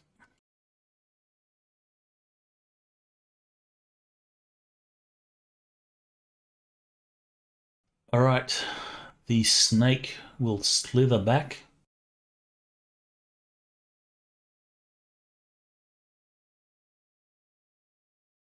Sort of coiling around Materius. Still has Materius in its mouth. Materius, you're going to be stunned for this turn. Alas. And Is, Pentius, you can make another roll on IQ, I think. You're snoozing. I'm so tired. Stop making noise. Kudo is stunned for this turn. No, he was stunned last turn. That's why you went to Baroniki. No, he started because he was. Yeah, so this is your stun turn. Bernie gets 2 turns. So next turn you can act. Should have done an effect. That would have been easier. Yeah, doesn't matter. Too late now. Oh, damn. It moved. Come back here. You can see that it's beginning to coil, while it's still got a hold of Materius, is beginning to coil its body around him. Okay, well, that makes it easier to stab at, so I'm going to presume I've got the, I've probably just got the spear. And it'll be, because of +3, -3, you'll be rolling on normal to hit this It'll thing. even out. Okay, I don't think darkness applies to melee combat, but I'm not going to look that up right now. So is that correct? Okay, so he's kind of off hex there. So yeah, I'm just gonna, so it's probably not in a position where it can actually defend itself. So I'm just gonna basically take a nice good stab at it while trying not to over penetrate. Spear. We'll call that 2-hand then. And right, I had to do a move and attack, so we'll do the fatigue for that one. And bypass. So I'm just gonna call that torso. Yeah. And telegraphed. Not that that's really necessary in this case. You know what? I'm not going to bother with it. Just going to roll it. Do we actually have the hit location? Wow. Vermiform, actually. I believe that is what that is. So the locations are skull, face, neck, and chest. Right. But I went for the chest, so I am assuming the chest is still valid. Not that I will get anything out of it. So, I have barely successfully stabbed at it. Okay, do your damage. All right.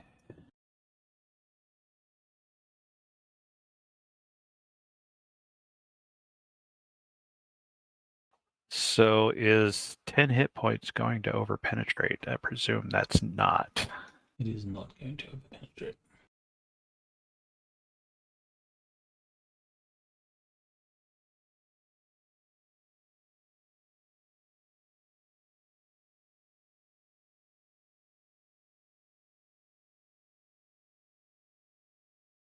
Okay.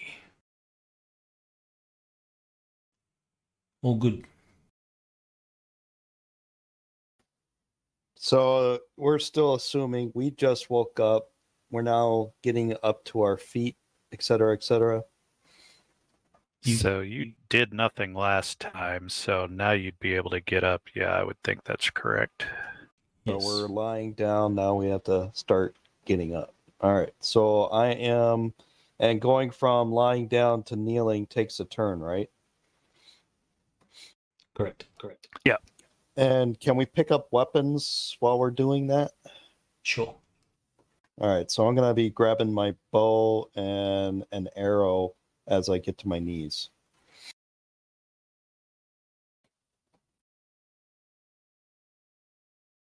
Okay, it's going to shift its grip on Materius. Materius, you may make a dex or wrestling roll.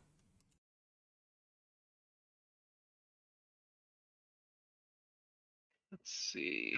Well, I think you can make dodge. Well, wrestling. Yeah. Wrestling's Actually. better for me. Geiger, you'd know. What? In shifting grip, is it a dodge roll or is it a contest of wrestlings? Contest. They're almost always contest.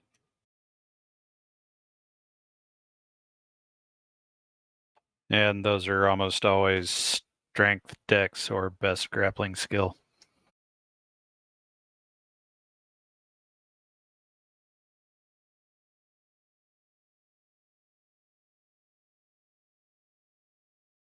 Strength, dex. Oh, if I can use strength, then strength would be better. Mind if I use that instead? Go for it.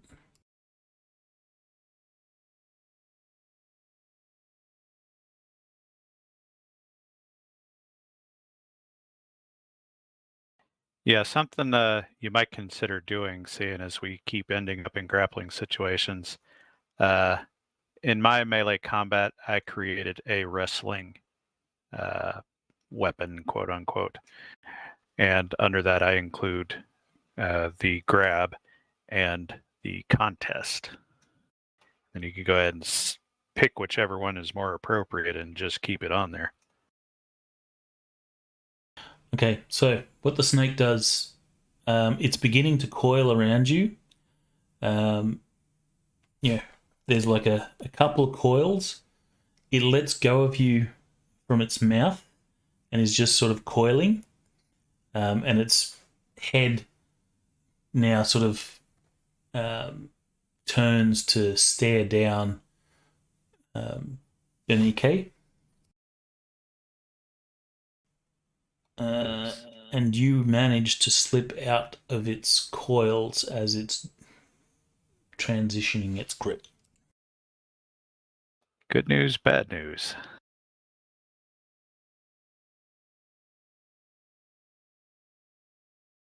You may act this turn. All right. You won't have your weapon unless you slept with your weapon on you. Your weapon's going to be over next to the tree you were sleeping at. So over there. Would he sleep? Yeah, I think he would if he's out in the field.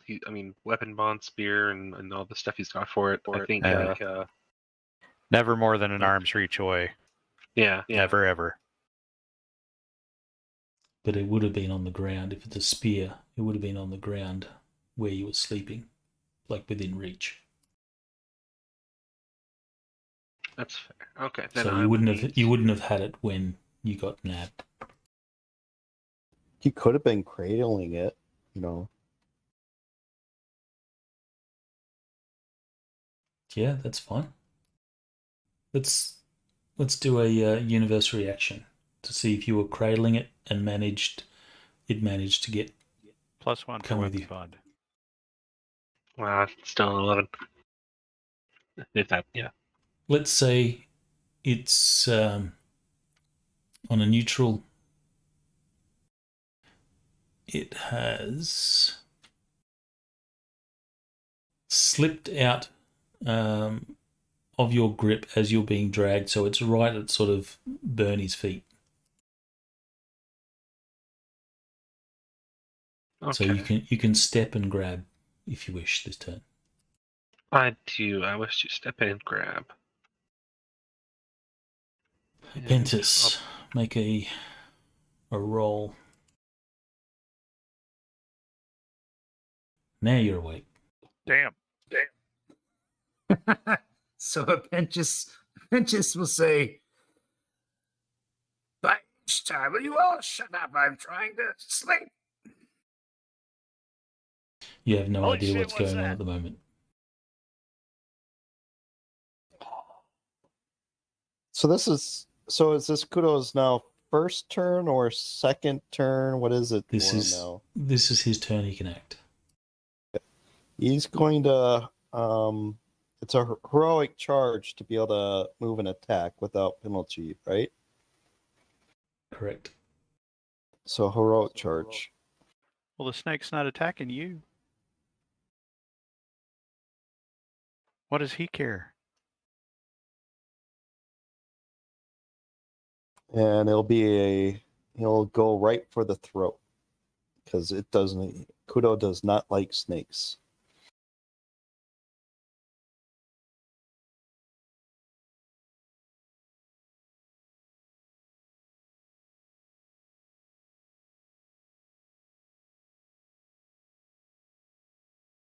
Well, it's not going to be hard for him to get hold of. Okay. Wow. Do your bite damage.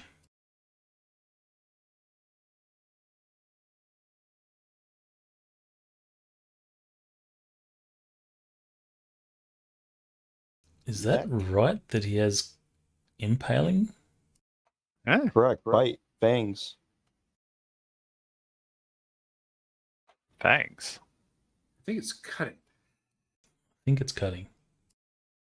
No, it says 2D impaling for the damage. That's what I have on the character sheet. Where did you get that?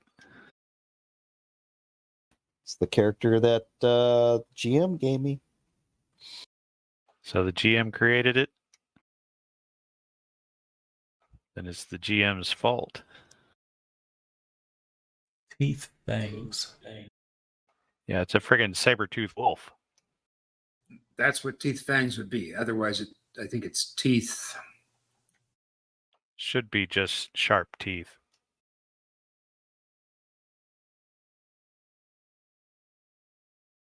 I think. So it did not get the bane. 1 second while I just quickly check the wolf template. Yeah, so if we were using the fantastic dungeon grappling here, then I think the way this would work is he would get the that bite damage would also be his control points.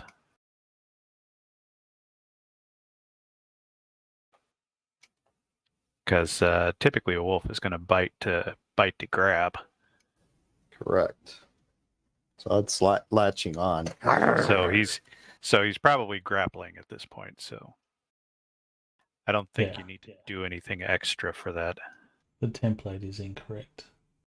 It's teeth sharp, so that's cutting, not. That's correct. Yeah. Well, that's still what, plus 1.5? Yeah. Yeah. Well, Yeah. depending on how much gets through his DR.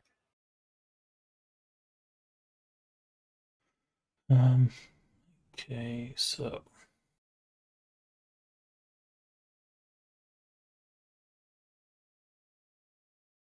Actually, how much does Kudo weigh?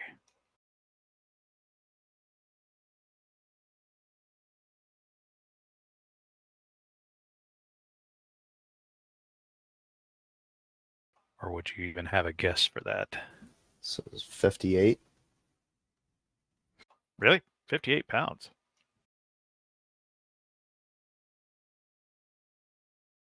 I'm not sure what it is. Seems like a wolf would weigh more than that. Is it on the character sheet? It says 58, at least for the encumbrance. I mean, I'm light. Oh, weight 58, encumbrance, but I not don't that. know. Not encumbrance. No, I don't see the weight.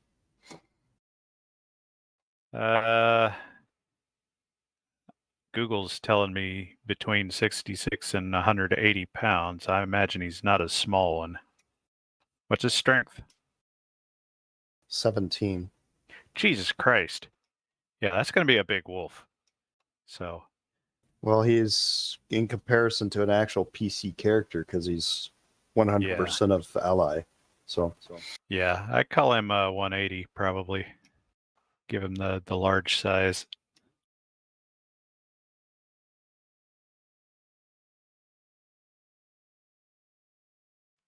What difference will that make? Well, depending on the strength of the snake, he may not be able to walk off with him. This snake has strength 30. What was it you needed?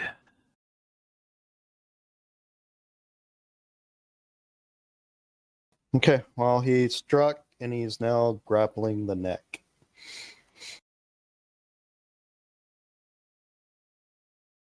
Boulder's sleeping.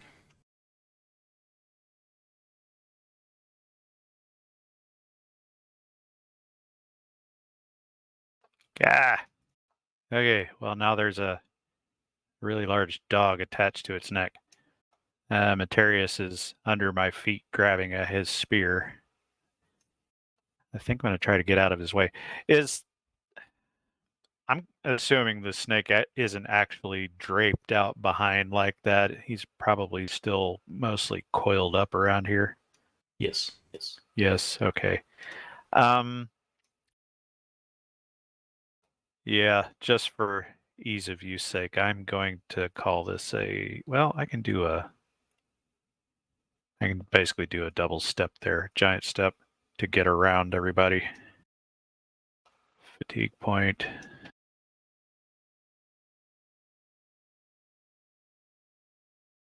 And the stupid turn the token thing is still the wrong direction.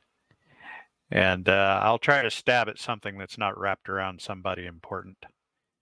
And just okay, so size cancels darkness and go torso. Wow. Nice. Okay, Roll your things. I will take that. I'm not used to having these things. Critical hit. Roll. Well, okay. I accept your challenge. Also, bam! Hey. Nice. Where that is on a snake, I have no idea.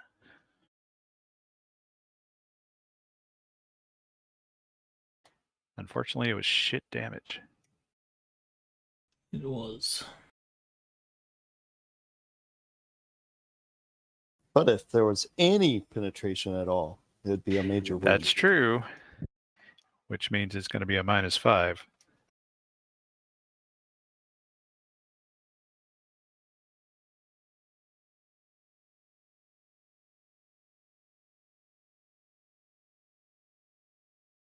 Okay, so the snake is going to be stunned. Indeed. Okay, Kurgan's going to be standing up to his feet and prepping his arrow.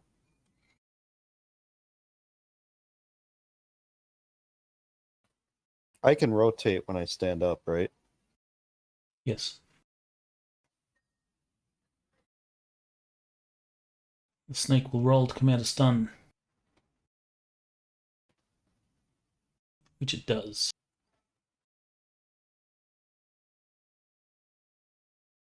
Materius, you have your weapon. I do. I'm going to turn around and stab the thing.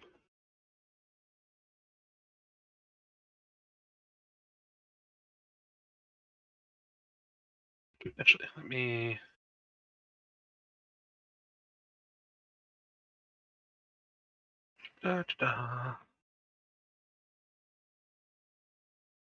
Would the hit location modifiers be different for vermiform as opposed to humanoid?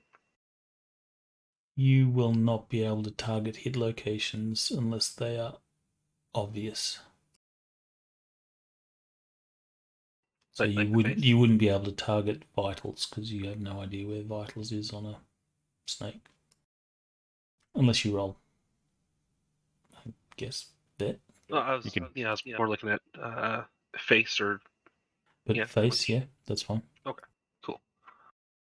Now remember, the face is really near the dog, so don't miss. It'll be fine. It's going to be a -2 because of the dog is in the same hex as the face. Yeah.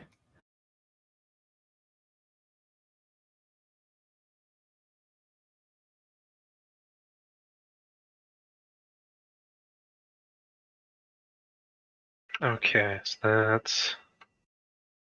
Darkness and size cancel out. Oh, darkness side set. Okay, then I will take out that. And that should do it. Excellent.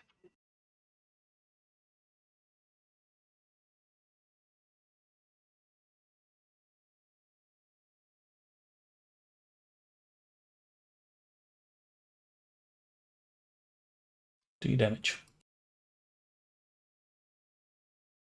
It is not having any luck dodging today.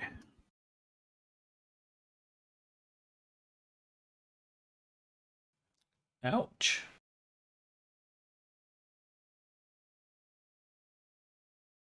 It's also at a -1 dodge for being grappled.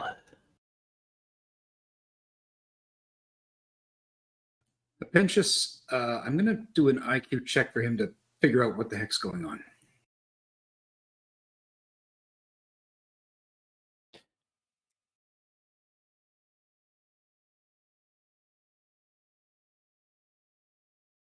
And if I may, I'd like to cast a spell. Well, you're probably in the same boat as Kurgan. You just woke up, you're lying down, you now have to get to your knees and stand up. Yes. You don't have combat reflexes, so I think you actually freeze. Well, he made his, well... I made the IQ roll last time. Yeah, but I think you freeze for a certain number of turns before you even make the roll. That's true. We're talking about surprise here, aren't we? Yeah. So is it a D6? Yeah.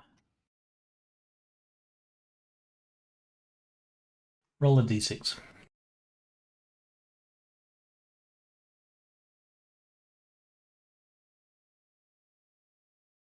So you've spent one turn of... Actually, no, you spent 2 turns. Last turn and this turn. So 2 more turns, and then we will take that IQ as being an automatic success. Okay. Continue to weary at the neck. Worry.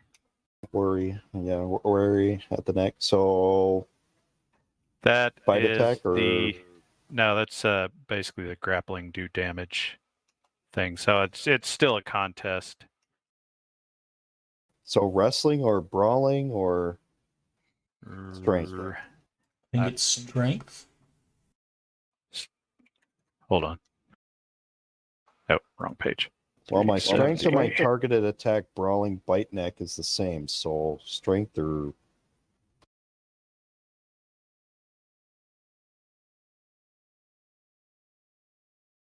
So what's that? Okay, takedown, pin, choker, strangle. Other, no. I don't remember where that is.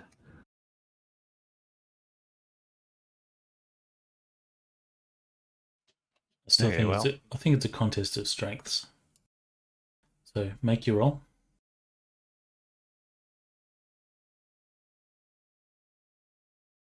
Contest of strength or wrestling, I believe.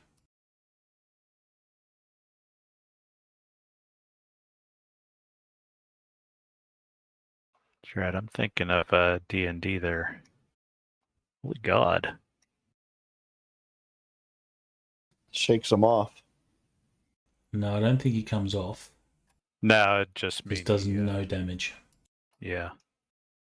But he can't move back either because he can't pull Kudo with him. So he's kind of still stuck.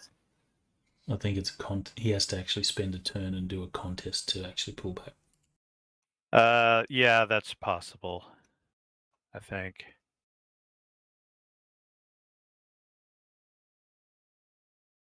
Assuming we don't stab him to death in the meantime. Yeah, I'm gonna stab him again and hopefully do slightly more damage this time. Jeez. Since I am attempting to stab him in places that aren't currently occupied with people being grappled, I'm gonna go ahead and do. Yeah, I'm gonna do all out strong on him. So that will change nothing.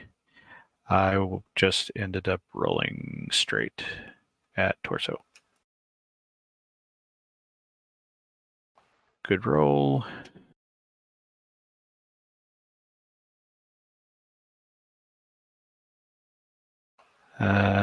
He still gets his dodge -1. Doesn't matter. Do damage. Yeah, you might feel that one. Oh, one more thing. See if I can. Hey, I did. I stabbed him in the same spot. Have to map that one.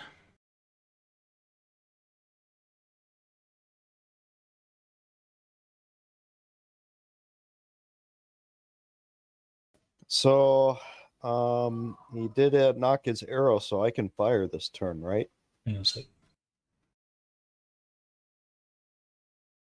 He's doing math. Major wound.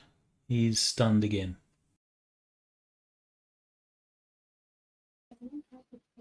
I can fire my arrow this round now, right? Because last turn I stood up, knocked my arrow. I can now Yep. fire. Okay.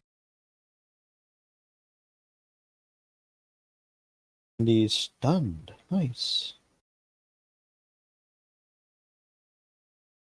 This is shooting for just the body. Just to be a douche, is that tree in the way? Nah.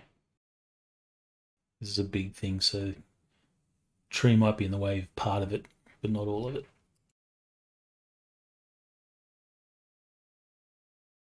Give me a moment. Gotta get my modifiers here.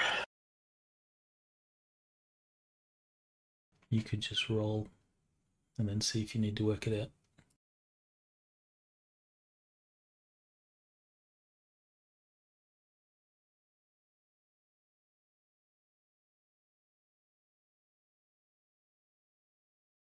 So success by 7. That's easy going to be a hit. You will get a dodge. Not likely to dodge. Yeah, it just means it's -4. Do you damage?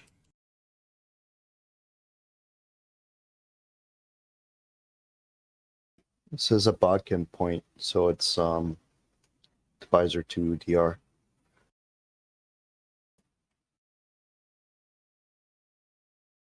I can never remember. Does it round up or round down? I think it rounds up. Are you talking about damage? The armor divisor on DR. Oh. One I moment. think it rounds up. Yeah, I can't And remember. this is a chest trait, so let me see if it's a vitals. I never could keep that straight.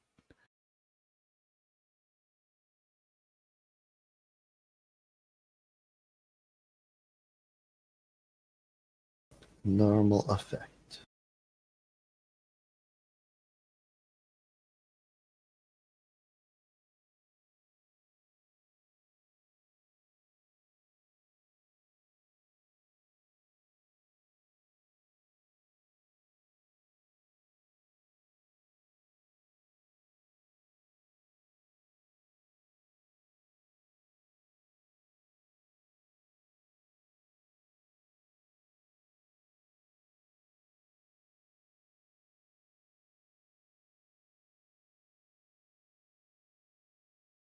Okay.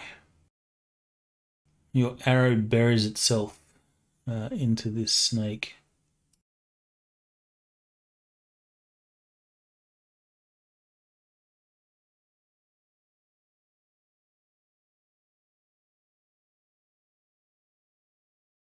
around down.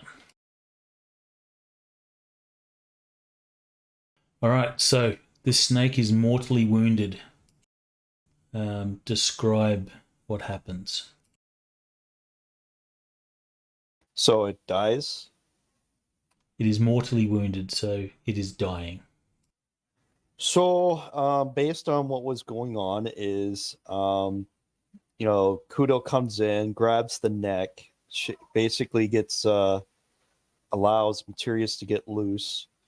Ronnke gets in there and starts stabbing the thing. Materius stabs it, and then Kurgan gets the final blow. So this snake just starts to, all its coils just start to, in shock, start to vibrate, and in its dying breath.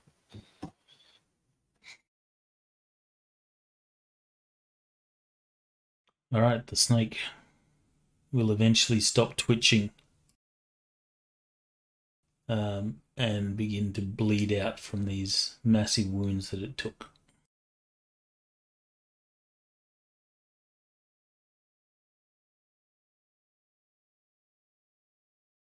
I will go up there and kill it.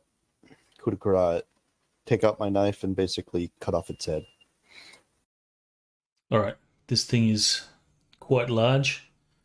Taking your knife to cut off its head, it's like cutting through the sort of trunk of a cow. Actually, probably not. Oh no, close to a small cow. Might not be that big. Do you know how long that snake is? I'm not sure. Is it It's a quite 50 thick. footer? I think the Titanoboa at around 50 feet is like 3 feet wide at the widest point. So it's probably be about 2 feet wide then. So with your knife, you still have to cut a fair bit, but you're messy and bloody after it. But you managed to remove its head. Anybody want some snake meat? Good eating. Yeah, we got breakfast again, I guess. Can I use survival to harvest the snake? Snakes. Why does it have to be snakes? It's going to take a while to get the whole thing, I think. Ventus will pop his head up over the log and go, Well, what's going on? Go back to sleep. Everything's good. You'll see Kurgan hacking this snake's head off. Right about now, the first rays of the sun peek over the horizon and pierce the canopy of the trees, and this scene is doused in a golden light of the sun. and Ventus will go, this is a really terrible nightmare, and go back to sleep.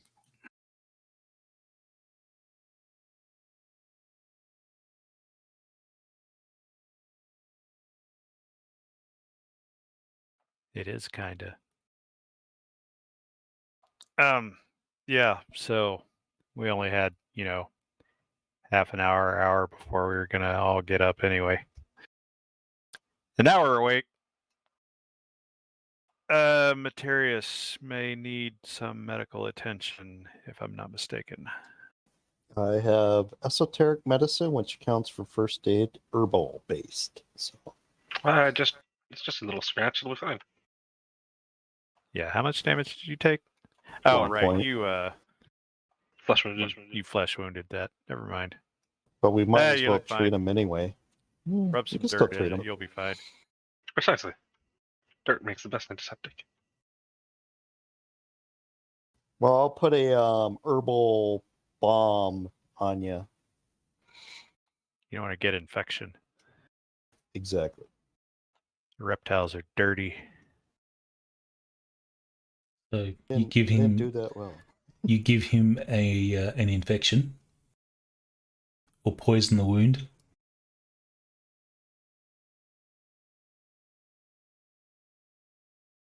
I think that will mean you can't find the ingredients. Probably. Yeah. So I look around, try to find the herbals that would heal you, and sorry, can't help you, man. Damn it, I dropped my helmet. I'll also collect my arrows. All right, so you need to roll a d6 on a.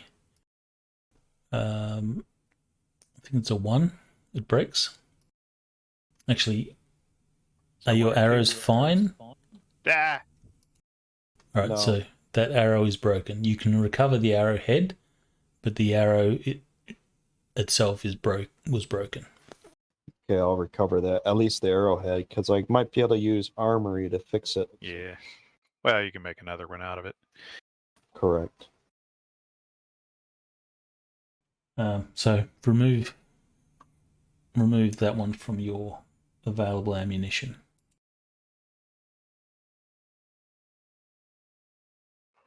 Okay, well.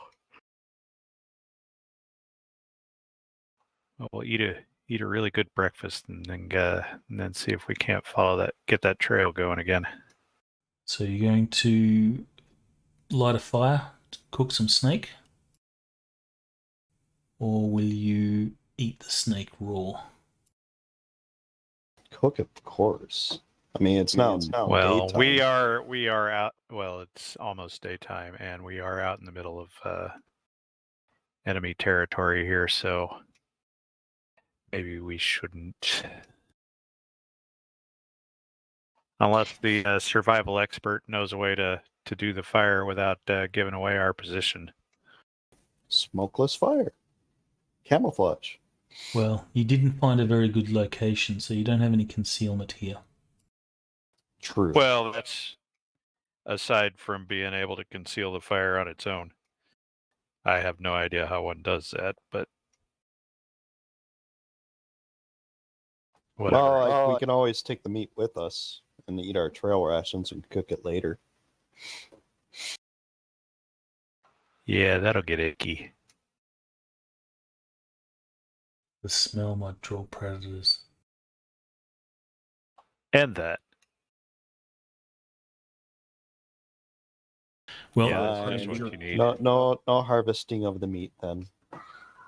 so no fire? It's better than Gabe. He is the leader. If you know a way to do the fire without giving away our position, then I'm good for it. Otherwise, let's not. I could do a camouflage roll and then do a survival roll.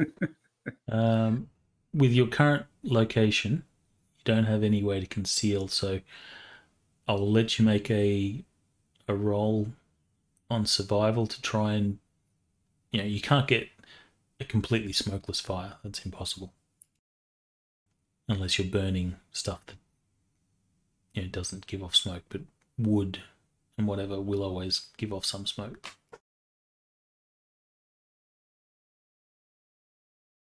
So you'll be able to, I'll say that's an assist.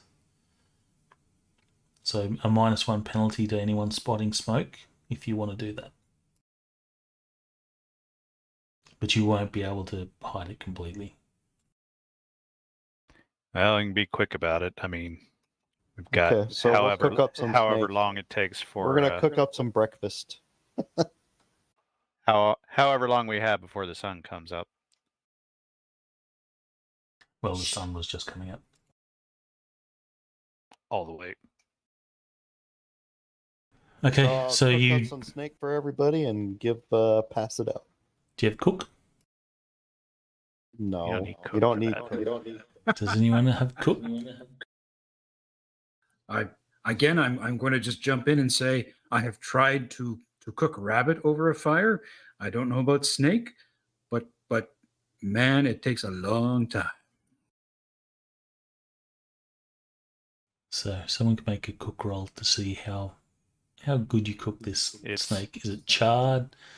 It's survival to cook food. Cook is for artistic stuff. That is an art skill. Okay. Give me a survival roll. I did. Well, this is That was another for your one. fire.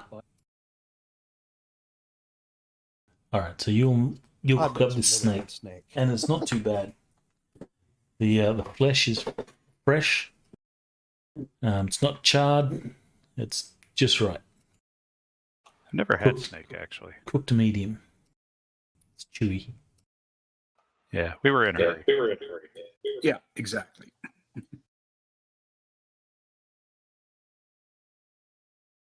Okay, so you can save one ration there. So when it comes to taking off rations, keep in mind that you had snake.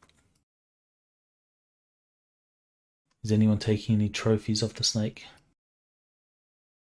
Only if I can take one of the fangs, please. The Only snake. if I can sense magic on it. There's no magic, but there is.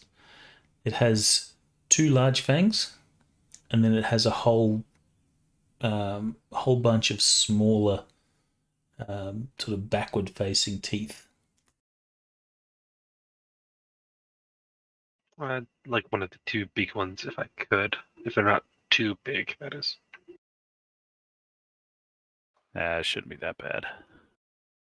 That's probably 5 inches, 6 inches, sort of thing. Oh, excellent. That is actually a perfect length. That's a dagger in of itself. Yeah, I was going to say, you put a handle on it. Definitely I'll not take going to make one. it a grist knife. Nope. I'll take the other thing. Since I chopped off the head.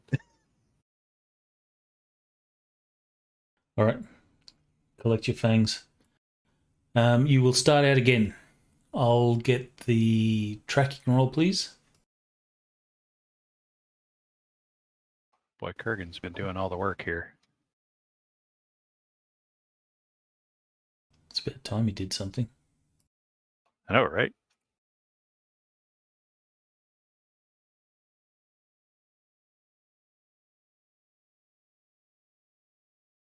All right, so our current assumption is that the primary wolf village is not the location where the girls are.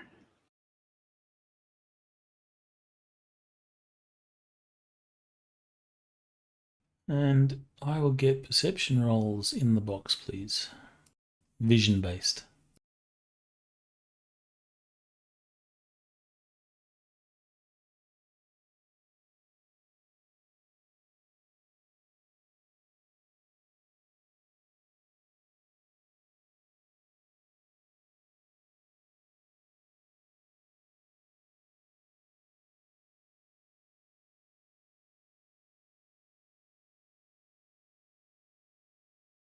It is no surprise that Kurgan succeeds by the most.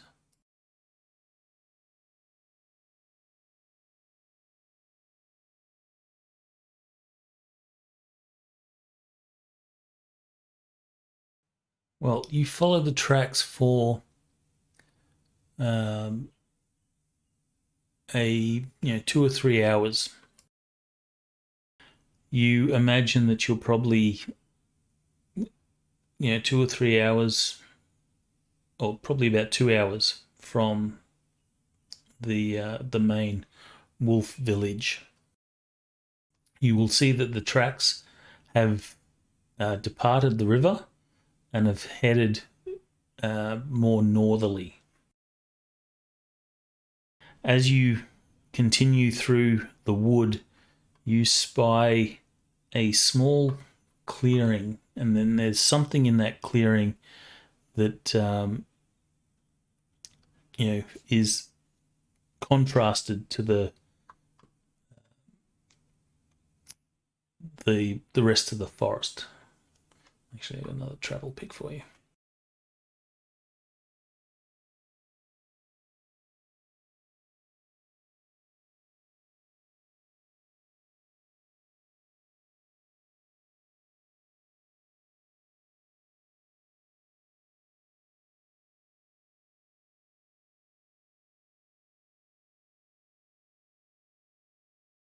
Nice.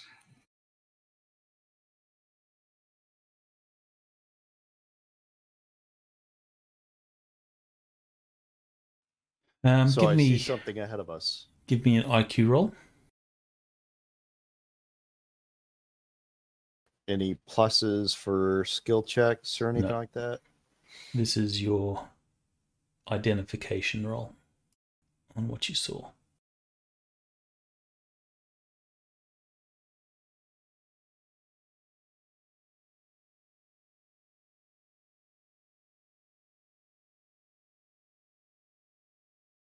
Okay.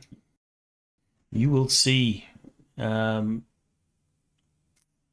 the brush what looks to be man-made structures. Do I know it's a burial mound?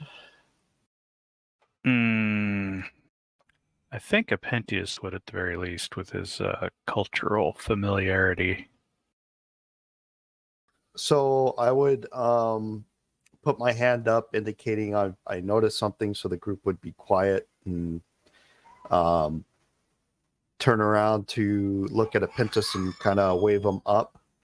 And I'll specifically point it out to him when I'm seeing so that he could see it, and say, "Do you know what that is?" Whispering. Would you like a roll? IQ roll.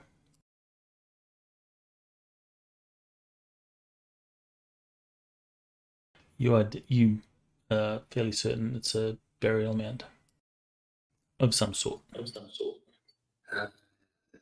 By Ishtar's sacred womb, this looks like a burial mound.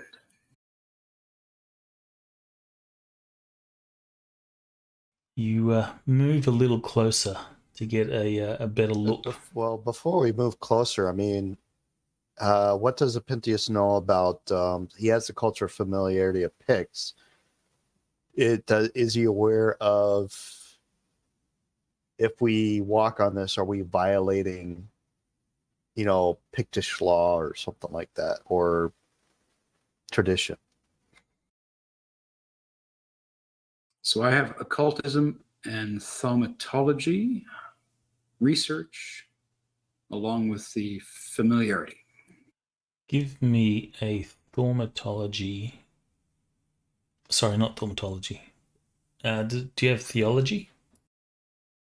I don't have theology. Do you have any sort of skill that relates to rituals? Not magical rituals. No. All right, so just give me an IQ roll at -5.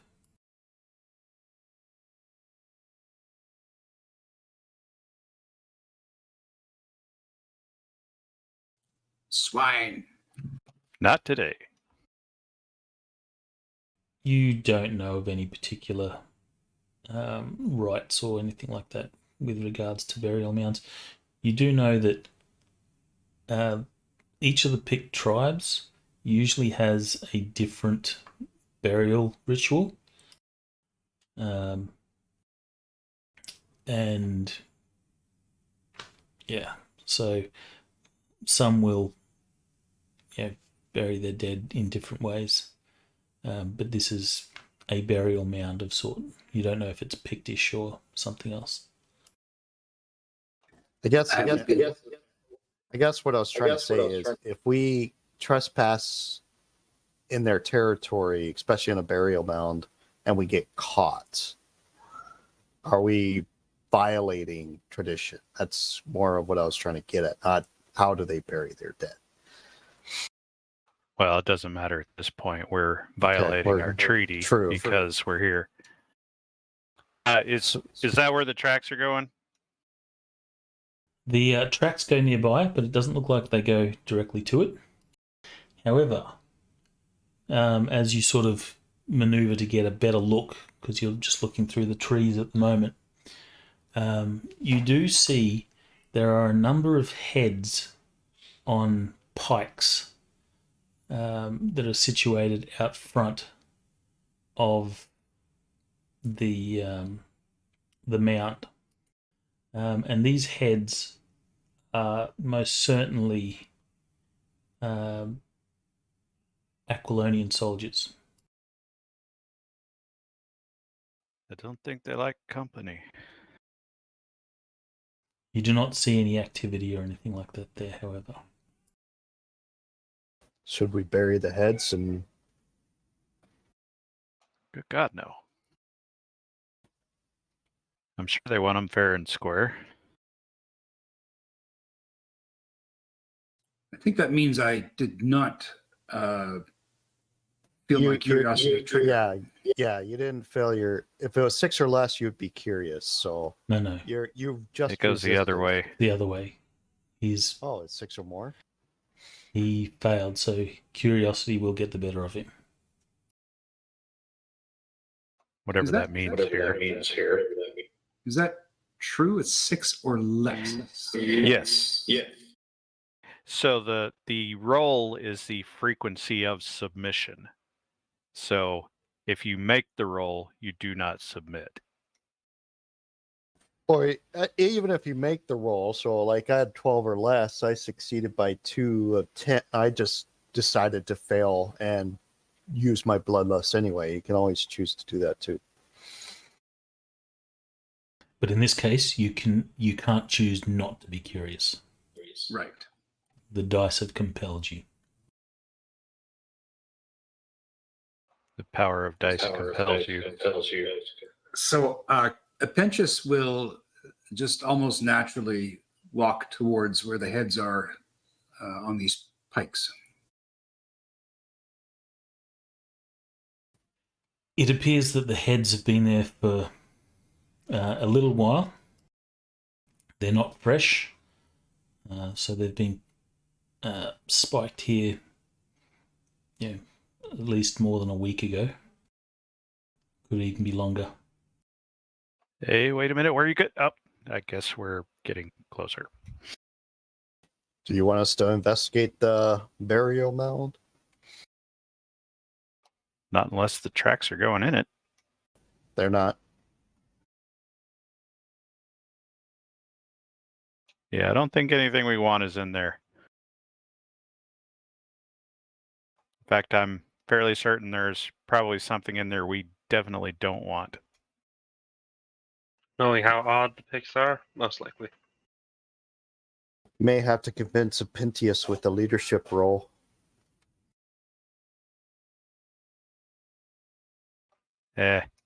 Just have Balder grab him. Now, do I spy any entrance to this burial mound? Yes. That is the entrance. You start walking towards it. It is open. As depicted. And I start walking towards it. Come on, we're leaving. This ain't our business. All right, so a leadership roll will give Apentius another curiosity roll. Yeah, but his curiosity is 6 or less. He's going to very rarely make that. Okay, so Apentius is going to say, look guys, you go on, I just want to check this out. Or he's going to find some way to get there unless you guys physically drag him off. Yeah. Balder, grab him, will you? So the Apentius is just going to say, oh, an entrance. Now, Yoink. this I have to see. You should diplomacy convince the characters that this is important. I really like that idea, so Yeah, I but will you can't do do that. that with PCs. Oh, I think you can. You can. It's just the PC can It will have no choose. effect here. The PC can choose not to be affected, but is it -3? Your rolls minus Yeah, but it 3 won't. or something? There's nothing to resist. It wouldn't have any effect. What if he's trying to convince you to, just stick around while he has a quick look? What's he trying to convince us to do? I don't know. To look inside the burial mound. Or let him look inside. Obviously, we can't let him go in by himself. Then he can come along with us because we're not going in there. We're busy. And come back later. He's still walking to the entrance, boss. Grab him. He's small. Pick him up. Can This is Balder awesome. pick him up? If you instruct Boulder to go pick him up, Boulder will. Does Apentius reject? I have instructed.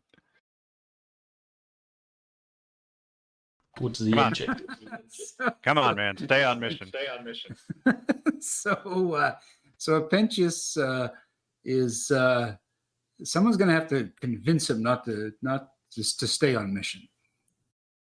Well, you get Roll leadership. a leadership roll. We'll give you another curious roll. If it gives Can him we another assist? curious roll, it won't matter.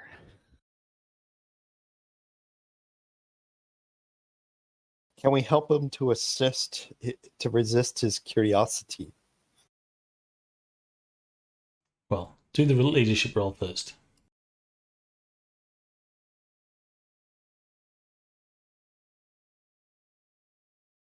All right, so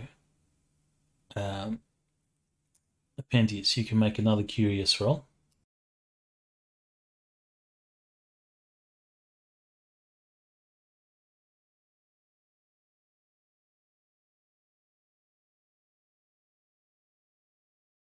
Unfortunately for you, you really want to go and have a look.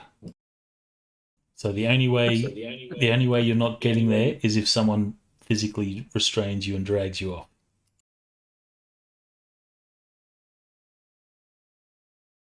So Balder's picking him up. Mm-hmm.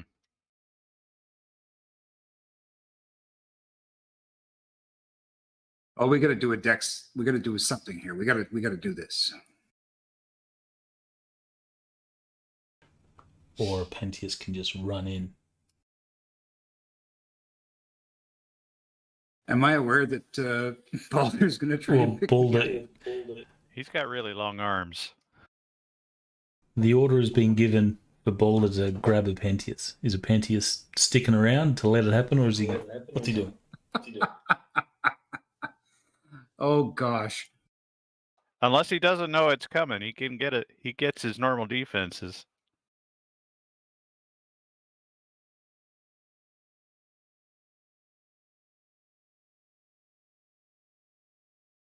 That's the disadvantage of having curious at such a low level. Can I'm- Kurgan indicate to Kudo to try to block Apentius to get in front of him? He can I'm try, but also- Apentius can I'm still. also selfless. I'm also selfless. Well, if you have a conflict here, that's another matter. So roll the selfless and see if that if you succeed with the selfless, you might. Well, get selfless enough. means he will put the others' well-being ahead of his own safety. So I feel like there's a classic conflict setting in Apentius's mind right now. Do you have sense of duty, team? No. But what I should do is roll for selfless.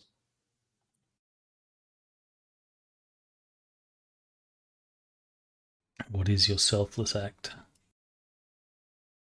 Well, it would be that I really shouldn't do this. I know the group wants to go forward, but damn it, I really want to know what's in this thing. Selfless means you put the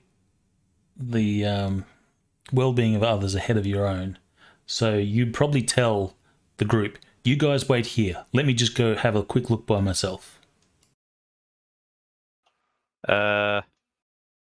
We have women to rescue. Exactly. This is exactly what I do. It's okay, guys. I just need to look in here for just a second. I won't be a moment. Just carry on for just a little bit. And I just scoot. The whores aren't in there. I just scoot towards the door. I'll have Kudo try to get in front of him and block him. Yeah, all you got to do is fail that command, and Kudo kills him. No, he won't kill him. Well, Kudo is actually a smart wolf. He's got a higher than usual intelligence. Higher than what? He's 6. He's got an well, intelligence. of 6. Yeah, it's unless still an Kudo is animal. going to, someone's going to physically restrain him. Apentius is going to like walk past, or Apentius is heading to that entrance. So the only way to really stop him is I don't think I even needed necessarily to order Balder to grab him. I think Balder would have done that anyway. this is a B.A. Baracus moment. So wrestling for Boulder. Boulder's going to do a wrestling roll to grab. Balder's an Apentius. NPC right now. He doesn't have to roll.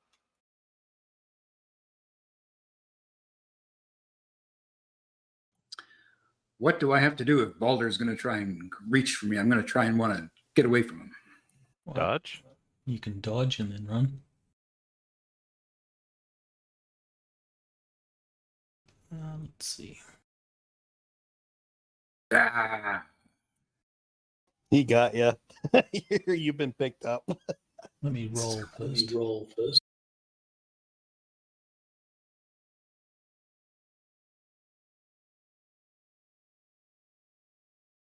All right, so you've been nabbed by Boulder.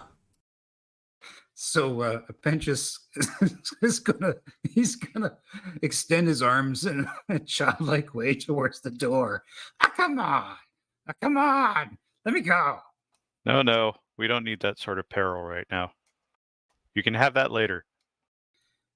Let me go. Come on, just a little peek. Perkin will get back on the trail and we'll continue on. Missing horrors this way. You guys aren't any fun. No, might not be fun, but we are alive, and hopefully we stay that way, and you do too. And so, so Apentius he's just gonna drop his arms limply like a child and put his head down as he's carried away. And sniffle. And as we round the next hill, the camera pans back over to the barrow, and you see inside the glint of gold as all the piles of money are in there. That big golden shiny sword. And all the magic items.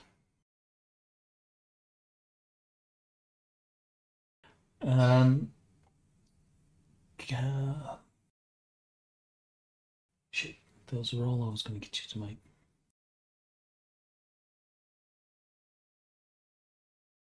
We distracted Perception? you.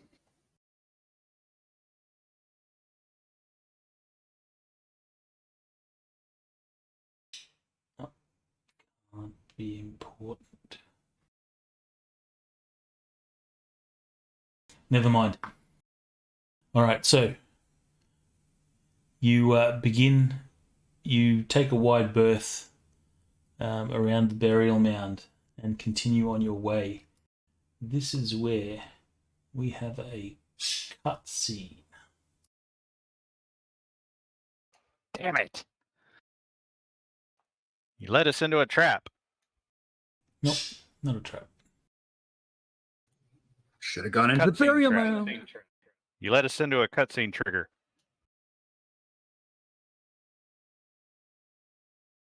Could have taken In the shelter. cutscene, you see this guy, Lieutenant Lucas. Actually, I think it's Lycos. Is the Latin way to say it. Or is it Lycos? I think it's Lycos. Lieutenant Lycos is talking to a figure that has his back turned to the camera, and you hear the words from this unknown figure. I want you to go there and search for this Pictish burial mound. There is an item of importance, and it should be there. I want you to find it and return it to me. You may have anything else you find, but the staff, you must return that to me. Let no one know, save for those you bring with you and yourself. Ensure they can be trusted and not utter a word of this to anyone. You will be rewarded well. You will get a nod from Lycus. He says, of course. I will do this and return.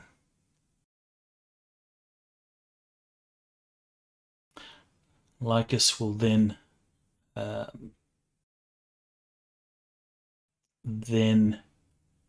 depart the room, and then there's a scene change to the lieutenant with a few men, or like four or five men, just soldiers, approaching this very burial mound. You will see that they will enter, and then the camera fades to black, and you then continue on your way.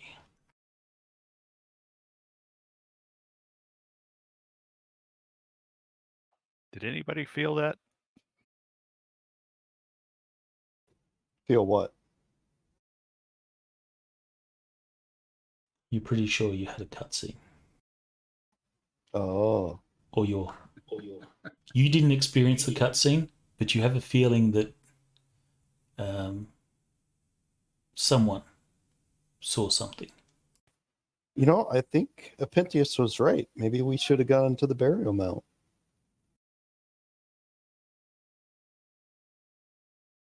No takebacks.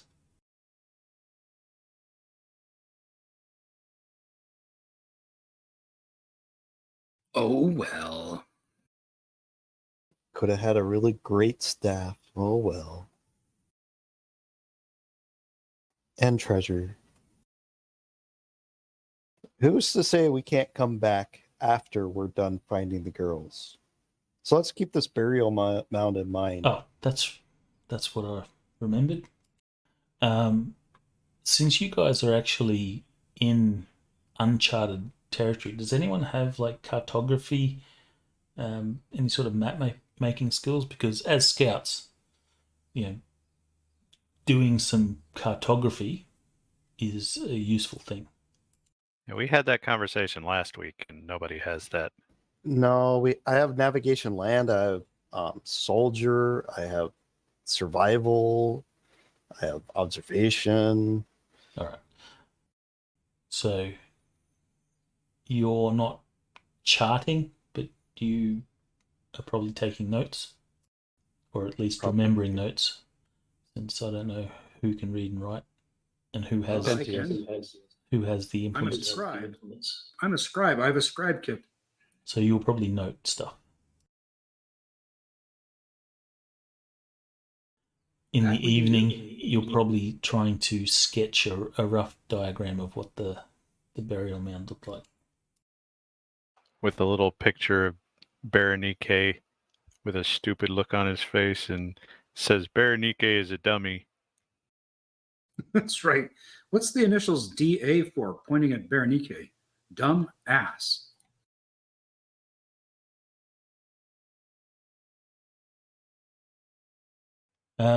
You continue to follow the tracks, and eventually you will come up on a village.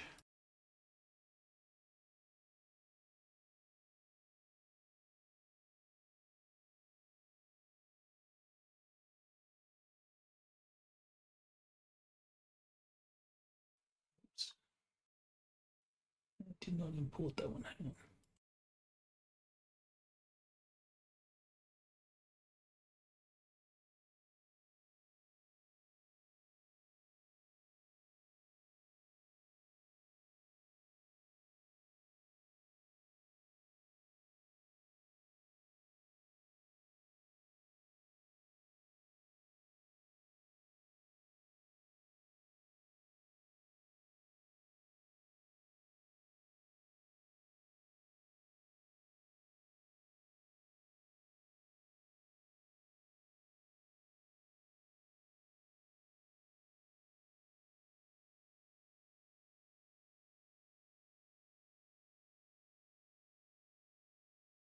Wow, nice.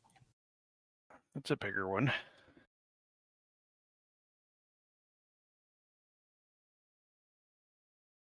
It's actually got a moat.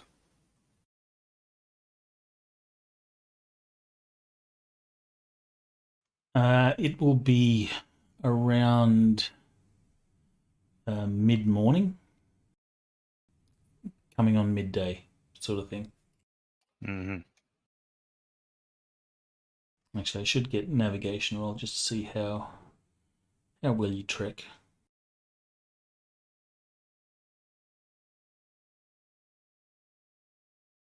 Mm-hmm.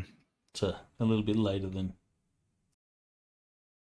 Can I use survival woodlands to try to give me a +1 so it's succeed by 0? No, that's probably not the skill roll anyway. You should have probably done hiking because you're not actually following navigation, you're following tracks. So yeah, it's almost midday when you come up on this village. There is obviously trees and stuff around, but you can see that they have some plots where they're actually farming, and they have a fairly well established defensive palisade, including a moat which is mostly stagnant, muddy water filled with like lilies and moss and the sort of stuff that you'd find in a non-flowing body of water. Kind of advanced for Picts, isn't it? Picks to TL2.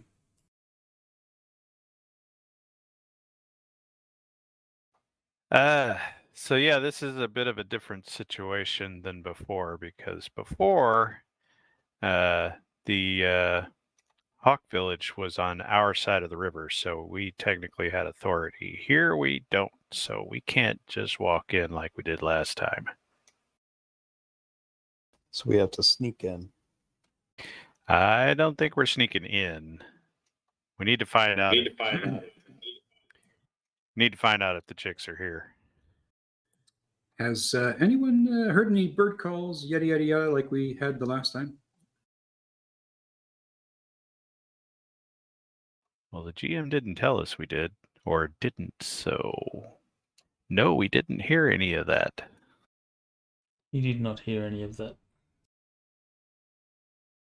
So we Well, haven't that's been disconcerting.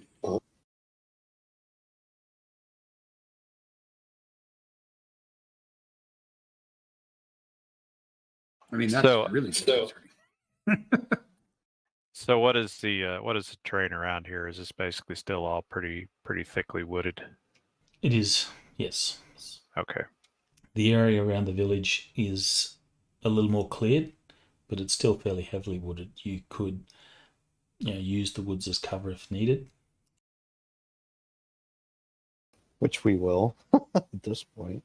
I should have mentioned that during the day and part of the night, you would hear distant drumming. This drumming you would have learnt is a means to communicate, and it's also just intimidation and stuff like that. But the drumming could be heard in the distance, which is not unusual. Every now and then you'll hear drumming from the fort. Right. Okay. Well, anybody have any ideas? You can give me an observation roll if you're going to sort of scope this place out.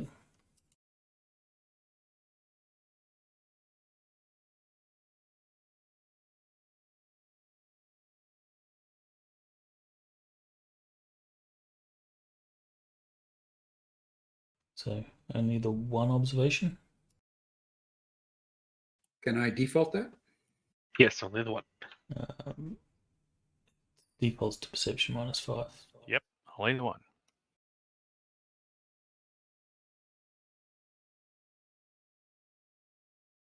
All right, so Kurgan, Just the one. you're the only one that sort of gains any useful information. As you sit and watch, you can see that you can't see into the village, so that's sort of hidden from you.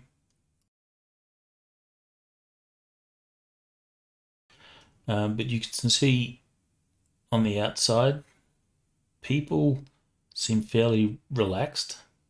It's not like they're on like constant alert. There's some guards that sort of go around and do their thing, but they're not at DEFCON. Is it DEFCON 4? Or is it DEFCON 1? I can't remember which way it goes. 1 is highest readiness, 5 is peacetime, essentially. DEFCON 1 is basically we're getting ready to nuke someone. Yeah, so they're not at DEFCON 1. They seem quite relaxed. It's like, they're safe here. There's no need to have constant, heavy patrols and stuff. They're well behind their lines. That's not to say they don't have guards at all, but that's what you notice.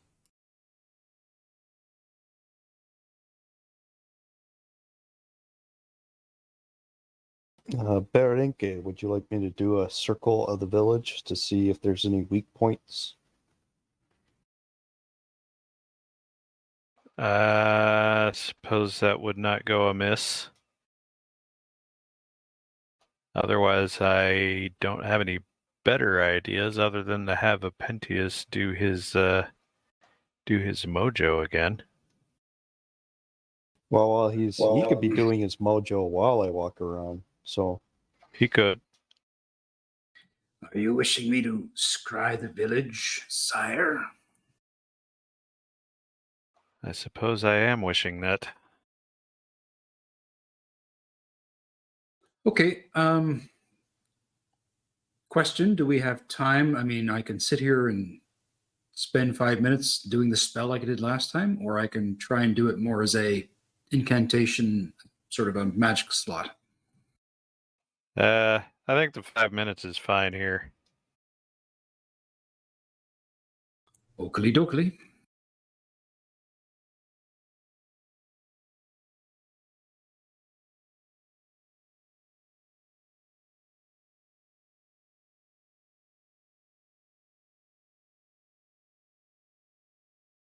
Let's see, what would we be looking for? We're going to be looking for either the kid or the women.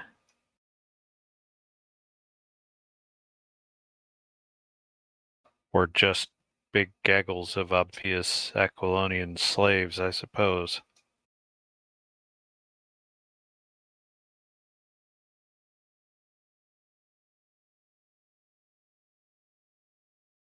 is Kudo able to smell by chance any of the women? No. But the tracks have led you to here. Well, we followed the kid and we're only making assumptions that he's involved.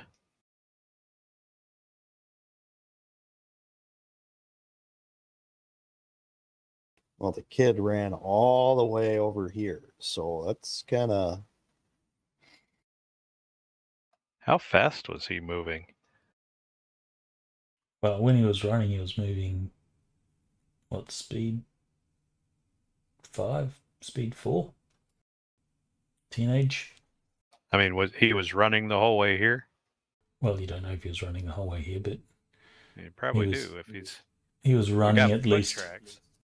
He was running... Oh, actually, you could probably tell if he was running. So there would be moments where he'd run, or he'd jog, and then walk. Jog and walk. So he was in a hurry the whole way.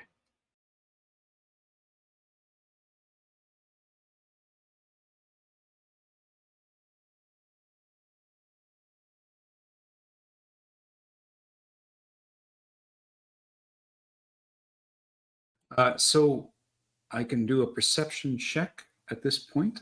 And basically, if there's a hut you're kind of wanting me to look into, or you just want me to kind of start moving around the huts? I would probably start with whatever looks to be like the village center, the main governmental building, and just sort of work your way in a spiral out from there. If anything looks obvious. Oh, there's a ceremonial hut. Maybe that would work. So perhaps, GM, what I'll do is use my cultural familiarity to kind of line up what I think would be huts of importance and sort of move through them, and then perhaps how many perception rolls you'd like me to make. Yeah, the last one that we found, the only one that we found, was not in a place of importance. She was bought by just one of the schmoes that lived there, so there's no telling where we're going to find anybody if they're here.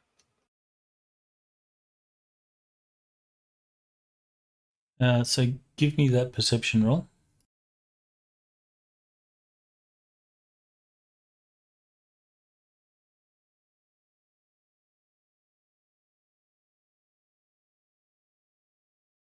Uh-huh.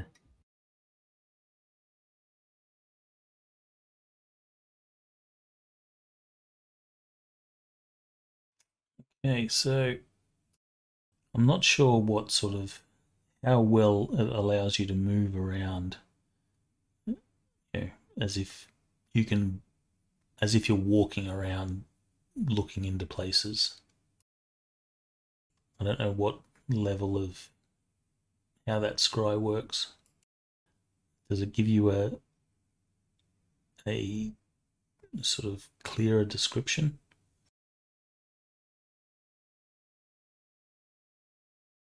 I'm assuming you can't go through doors and stuff. So Well, can you scry inside a building? Yeah. So all it says is, here, let me cut it. I'll cut and paste it again. You might have to look at the paths that make it up there.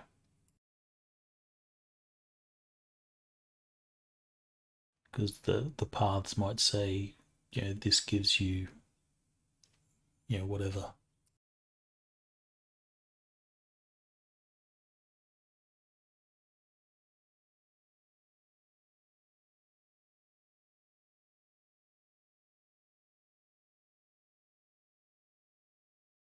So it's based on strength and augury, which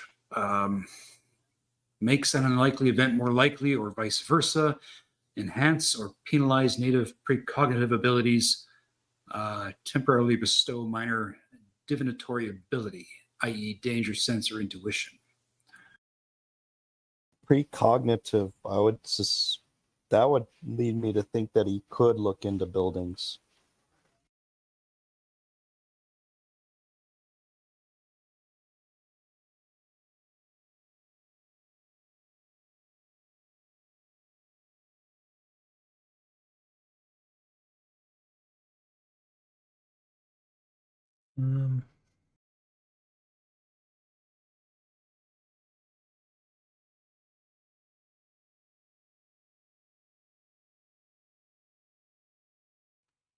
I don't know what it really means by saying its utility is significantly greater than a typical information spell. Well, let's just assume for now that you can move around. Yeah, because I mean, I can change the view to another area as long as it's within 100 miles of my current location. Takes 10 seconds per 10 miles. So, I mean, I think the impression here is that it's designed to be moved. It just doesn't say, like, are we talking about building to building here, or are we talking sort of in a 10-mile 10-mile, I guess it takes a second to move that view every 10 miles. Yeah, Oh, it sounds per like 10 it miles. pushes you from site to site, essentially. What it says is it uses normal range cost, not distance modifiers, which I believe the normal range costs are 1 per hex. So for range, so what that means is that you're looking at the range in yards on the size and speed range table, and you read the size value to help you determine the additional spell point cost for the overall cost of the spell itself. It's not really connected to range per se. It's range is used to kind of determine what the spell cost will be for the roll. Well, I remember that and I haven't looked into the RPM stuff, so I don't know if it's different, but I know in regular Magic there are 2 different range things. One of them is the long distance modifiers, which are the long distance modifiers, and the normal range costs are 1 per hex. Yeah, and in this case, what they're saying is so for instance, your range here, again under typical casting, it just says range of 100 miles, which is going to give a cost of 30 spell points to determine overall casting. It's more the granularity that that I want to know. Does this let you read a book, 100 miles away? All it's doing is letting you project your perception. So his perception level is projected into whatever building he goes into as he moves his scry around. So does that mean he can read a book 100 miles away? Why Presume not? it does. Or does it mean he can perceive the book? He must make appropriate sense rolls normally, as if you were in the spot he's projecting to. So if there's a book in that spot, you'll be able to read it. Yeah, one would assume that it's like as if I was physically there.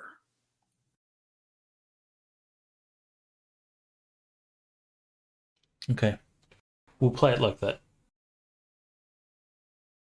We'll play it like that unless otherwise.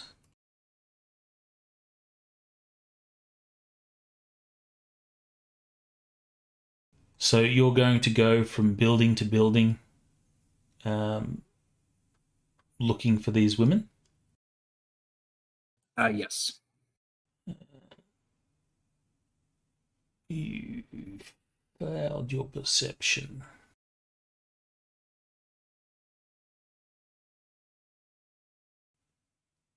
However, I will give you a bonus for in plain sight.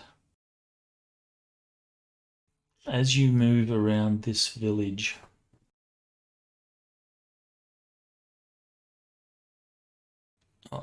is there a physical manifestation of your scry? Like a wizard's eye actually has a floating eye. Yeah, no, it doesn't speak of anything like that. Again, when you're casting it, it says you need to make a physical gesture and utter a word. But again, the spell doesn't say that there's an actual creation of a thing. Okay. So you will see that the women are tied up to the posts here in the village. They appear to be alive. And you will see one of the picked villagers will actually go up to the women and give them water to drink. But they are secured to these posts. All right, so I'll relay that I see the women tied to the posts in the central area of the village. they're tied, but they're feeding them water.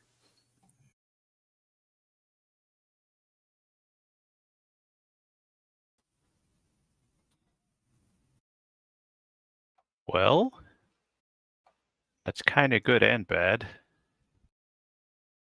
We're gonna have to figure out a way of potentially sneaking into the village at night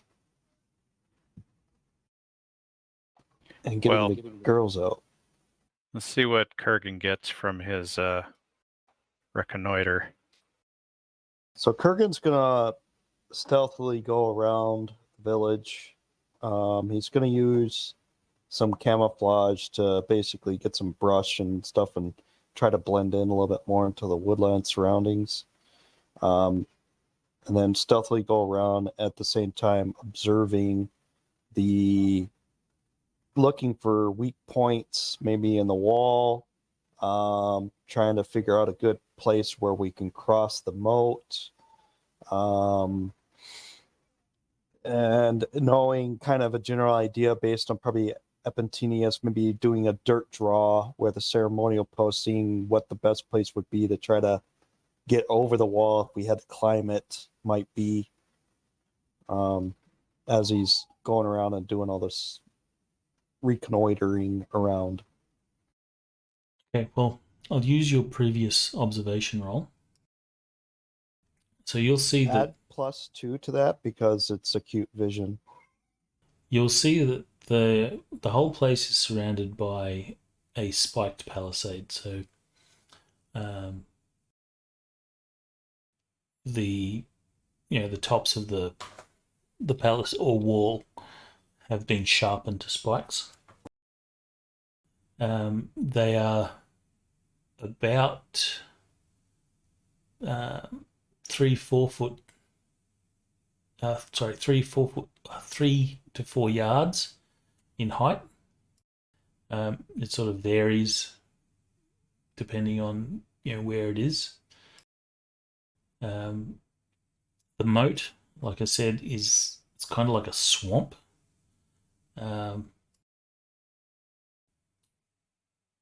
All sorts of, it's a stagnant swamp basically.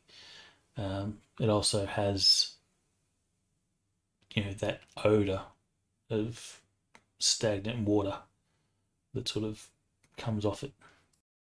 You can see that the people are fairly relaxed. The gates are currently open. The guards that do sort of wander around seem fairly chill. It's not like they're on high alert or anything like that.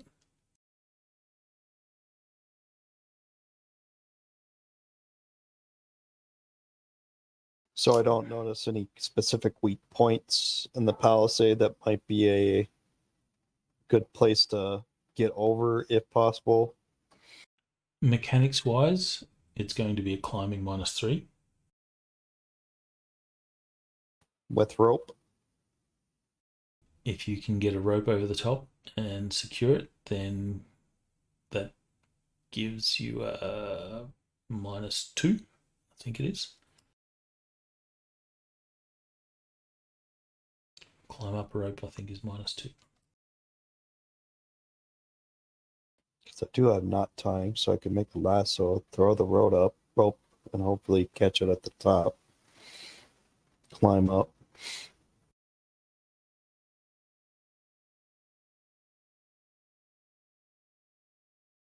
Well, after I finish circling the encampment, I'll get back to Ronnke and report my findings.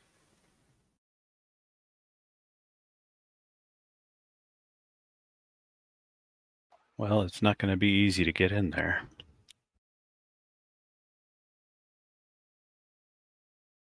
The good news is they don't seem to be on high alert, so we may just be able to sneak in, maybe across the bridge at night. Or sneak up and incapacitate a guard if need be. Maybe. I don't know how sneaky we are. The bridge is not a drawbridge. It is a fixed bridge. So it can't be raised or lowered or anything like that. They have a proper gate on it, though. There is a gate, yes. Gate is currently open. The Watcher's Hut, what is that?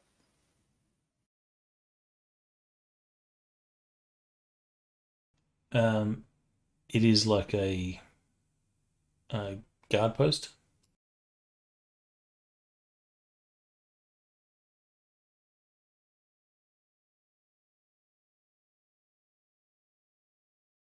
So do we notice that the guards seem to kind of hang around that spot? Are they walking around the village, or is there a patrol? There is a patrol, but like I said, it's fairly relaxed.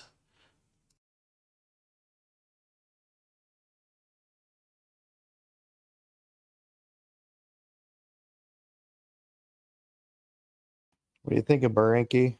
Night ops? You imagine, in terms of the village strength, there's maybe 30 warriors. And then sort of that again plus a half in, women, children, old people and such. Epitenius, when you saw the women tied to the post, were they chained up or were they tied with rope or leather? Ropes. What did I see, GM? They were ropes. So we don't have to break any chains. That's good. So we could just cut it with our knife.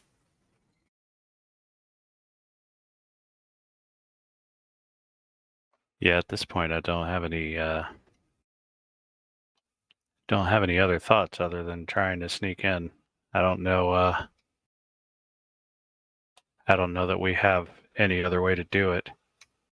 Question is, do we sneak in at night across the bridge, or do we try to climb a wall?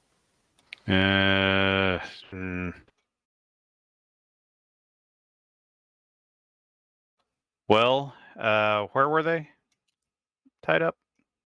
Ceremonial posts in the center of the village. There.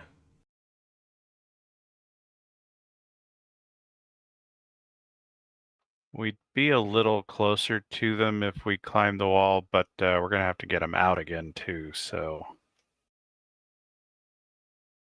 You would also know that the wall doesn't have, or the palisade doesn't have the platform, the internal platform where people stand, but there are ladders that are not up against the wall. They're laying down along the wall at various locations. So we could potentially ladder out.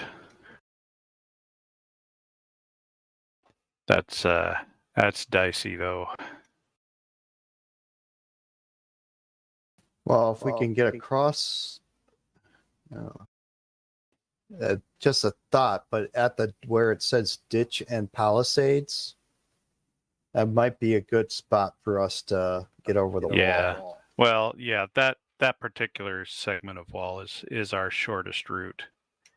And if we can clear the wall without making a mess of everything, that's probably our best bet. So if we can and since we got some time, do we have Balder, does Balder have an axe? Yeah. Maybe we can drop a tree and make some logs that we can walk across the ditch with.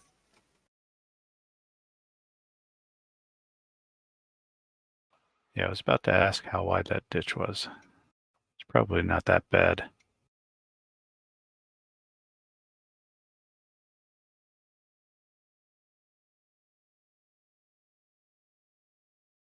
Because if we can get in, basically have Balder pull in some logs, we can get them across the ditch, get across, use a rope. I can get a lasso, tie it up to the top, get it up on a log at the top, climb up and over, put a ladder up, and then everybody else can follow, or even get 2 ladders and drop one to the other side. So we're just going up one ladder and down the other.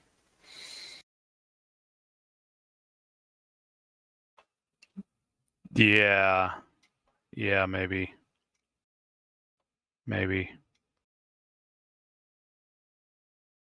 All right. So is that distance correct now? GM. Did you get the I think that's grid right, squared away? Okay. So that would mean that the ditch is going to be 3 yards or so. So that means Balder could probably reach all the way across. If he laid down, at least. Yeah.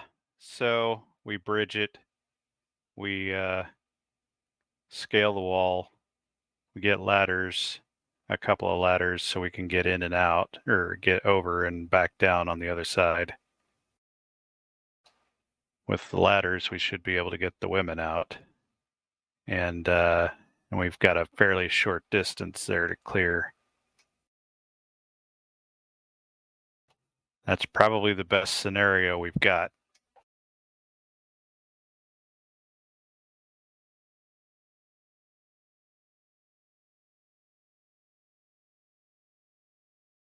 Okay. Scales right there.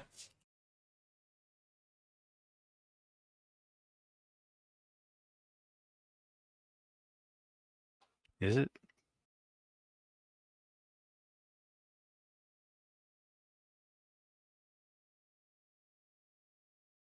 Yeah.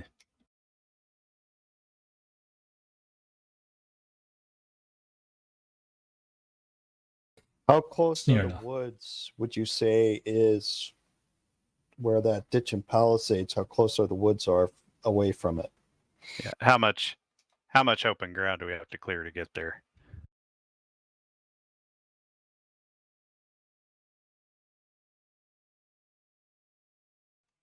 Say 20 to 30 yards. So that's going to be a little uncomfortable as well. Yeah, this is definitely going to be a night up.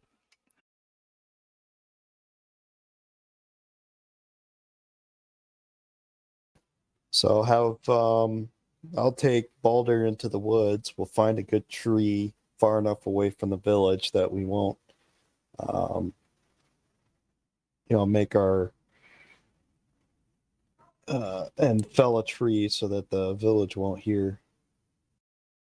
Yeah, we can all go and get our bridge. That's not a problem, I don't think. We've got a while before nightfall anyway. And yeah, then, it doesn't need to be too complicated. Kurgan's going to be probably at a point where we're watching that back portion where the ditch and palisade is, the arrow, looking at any patterns for the guards, how often do they cross and stuff like that. There is no real pattern. You get the feeling the guards do their thing when they feel that they should probably do something, or get up and have a walk.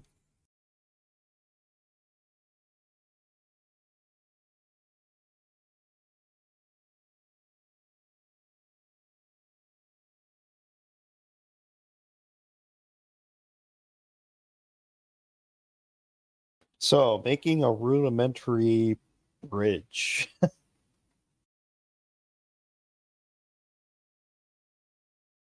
We just need a couple of good logs. Okay, so Balder will fall a tree, cut it up in pieces, and we'll wait until nightfall.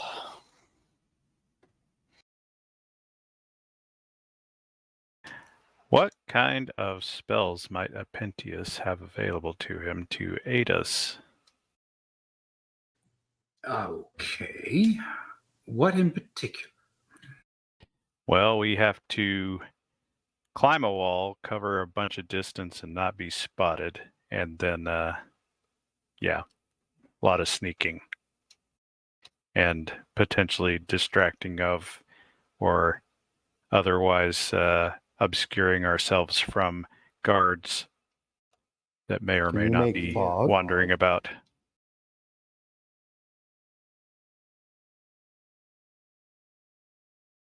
Okay. I could cast on each person who's going into the village that same thing I cast on Ronnke, just to give them. Yeah, I can do that.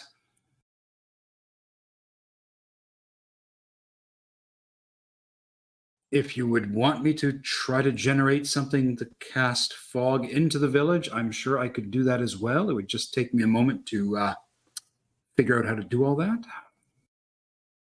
Not sure about the fog. That might draw too much attention. It depends on what the weather's doing.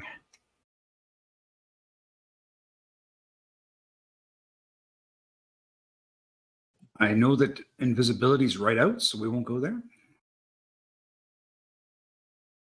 That's a shame.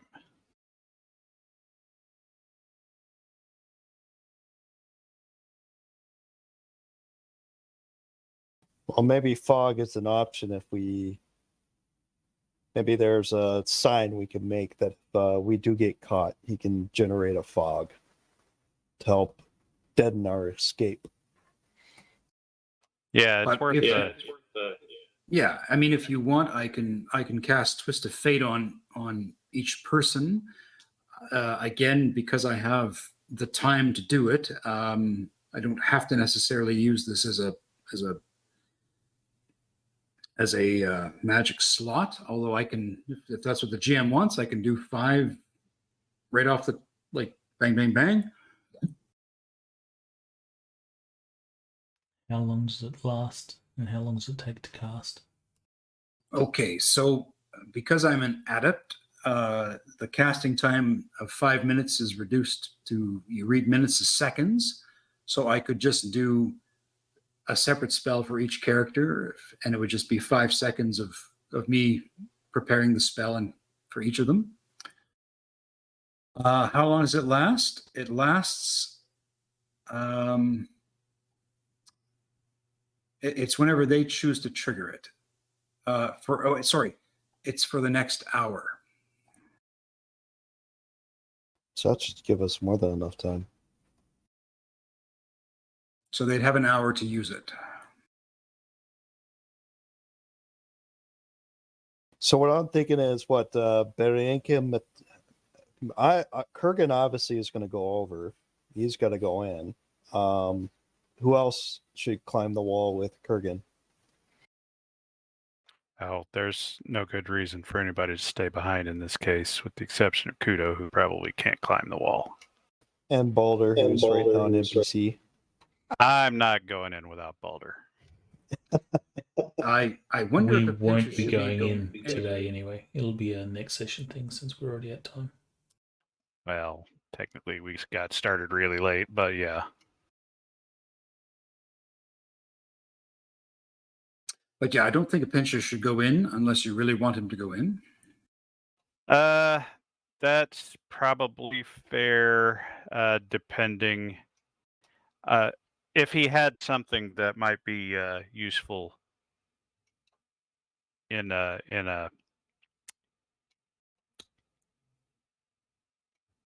words.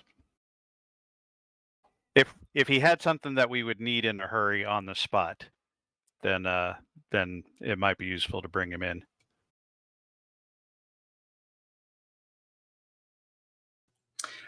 I take it we're going to pick this up next session. Yeah, the execution of your rescue will have to be a next session. Okay. Then I'm happy to cast the Twist of Fate on each character now, or we can do it next session. Well, I guess it doesn't I would say matter. just do it next session. because we kind of formulated a plan on what we're going to do. We cut down 2 trees. We're going to bridge the moat, go across with hopefully Balder will be playing with us now. Then he can come over with us. We'll get 2 ladders once we're on the other side. Put them over so we can go up and down after we get over. Get the girls, get them. Simple enough plan, but it all depends on our skill rolls. Yeah, that's going to be a whole nother thing. Yeah, if we wait till next week to cast those, then we don't have to remember what we cast. That's Exactly. probably better. And I can then take some time to look at what it would take to create some sort of a misty thing. Indeed. If I had to blanket and blank the area.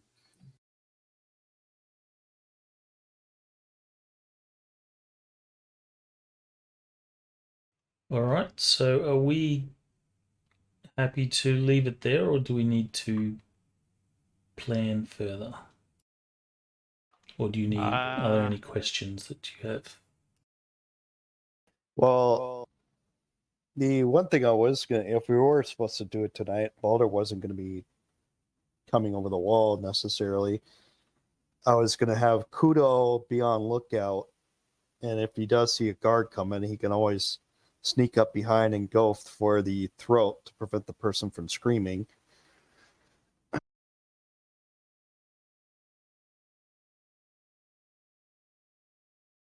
And then Balder could be potentially help me to get over the wall, so he can help me with the climbing since he's big enough. Yeah, no, he could probably toss you over the wall. And I have acrobatics, so that might actually be even better. Yeah, but tossing over the wall is not going to be stealthy. No. It depends. If he can stick the landing. I imagine it would be the equivalent of the moving while stealthing. So the -5. Maybe. I can almost imagine I could probably just stand on his shoulders and be looking over the wall. I'm sure that's true. But yeah, regardless, we can make that work. No, I don't know that we have any other ideas at the moment, so no, there's nothing necessarily further to discuss. Materius, do you have anything to bring to the table? I think though none of my skills are incredibly relevant. They mostly deal with just stabbing. So Yeah.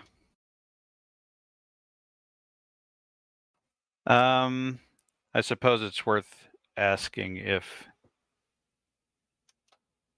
at least for next week's purposes, if we want to do some kind of tactics rolling here.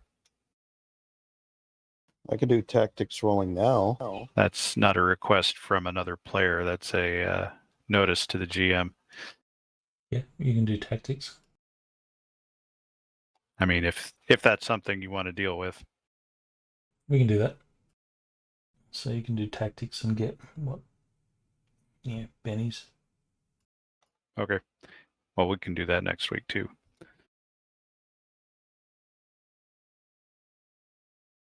That's good. I can increase my tactics to 11.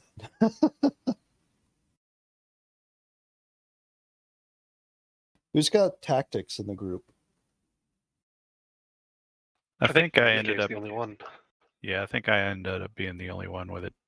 I And I might got pick it up tactics at between 10. the interim. I think. What's your tactics at? 10. I'm at 10 too, so It ain't cheap. no, it's not.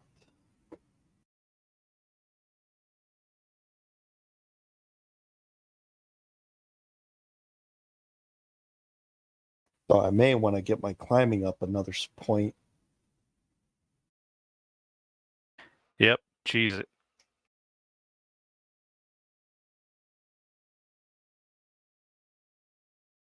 Well, let's see. This time around, I've used tracking,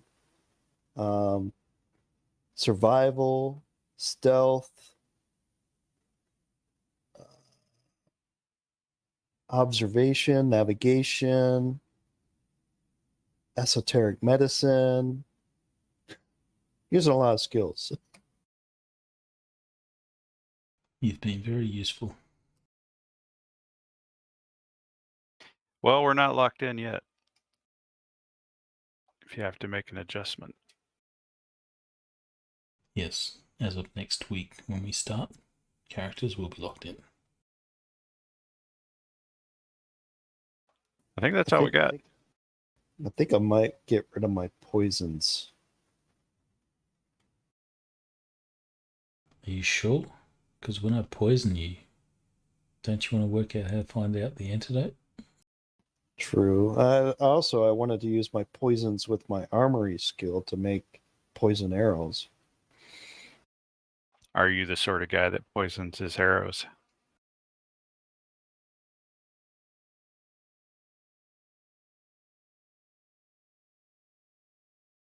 I do have bloodlust. Bloodlust just means you coup de grace. Bloodlust means you don't like leaving prisoners. Doesn't necessarily mean you're out to want to kill people.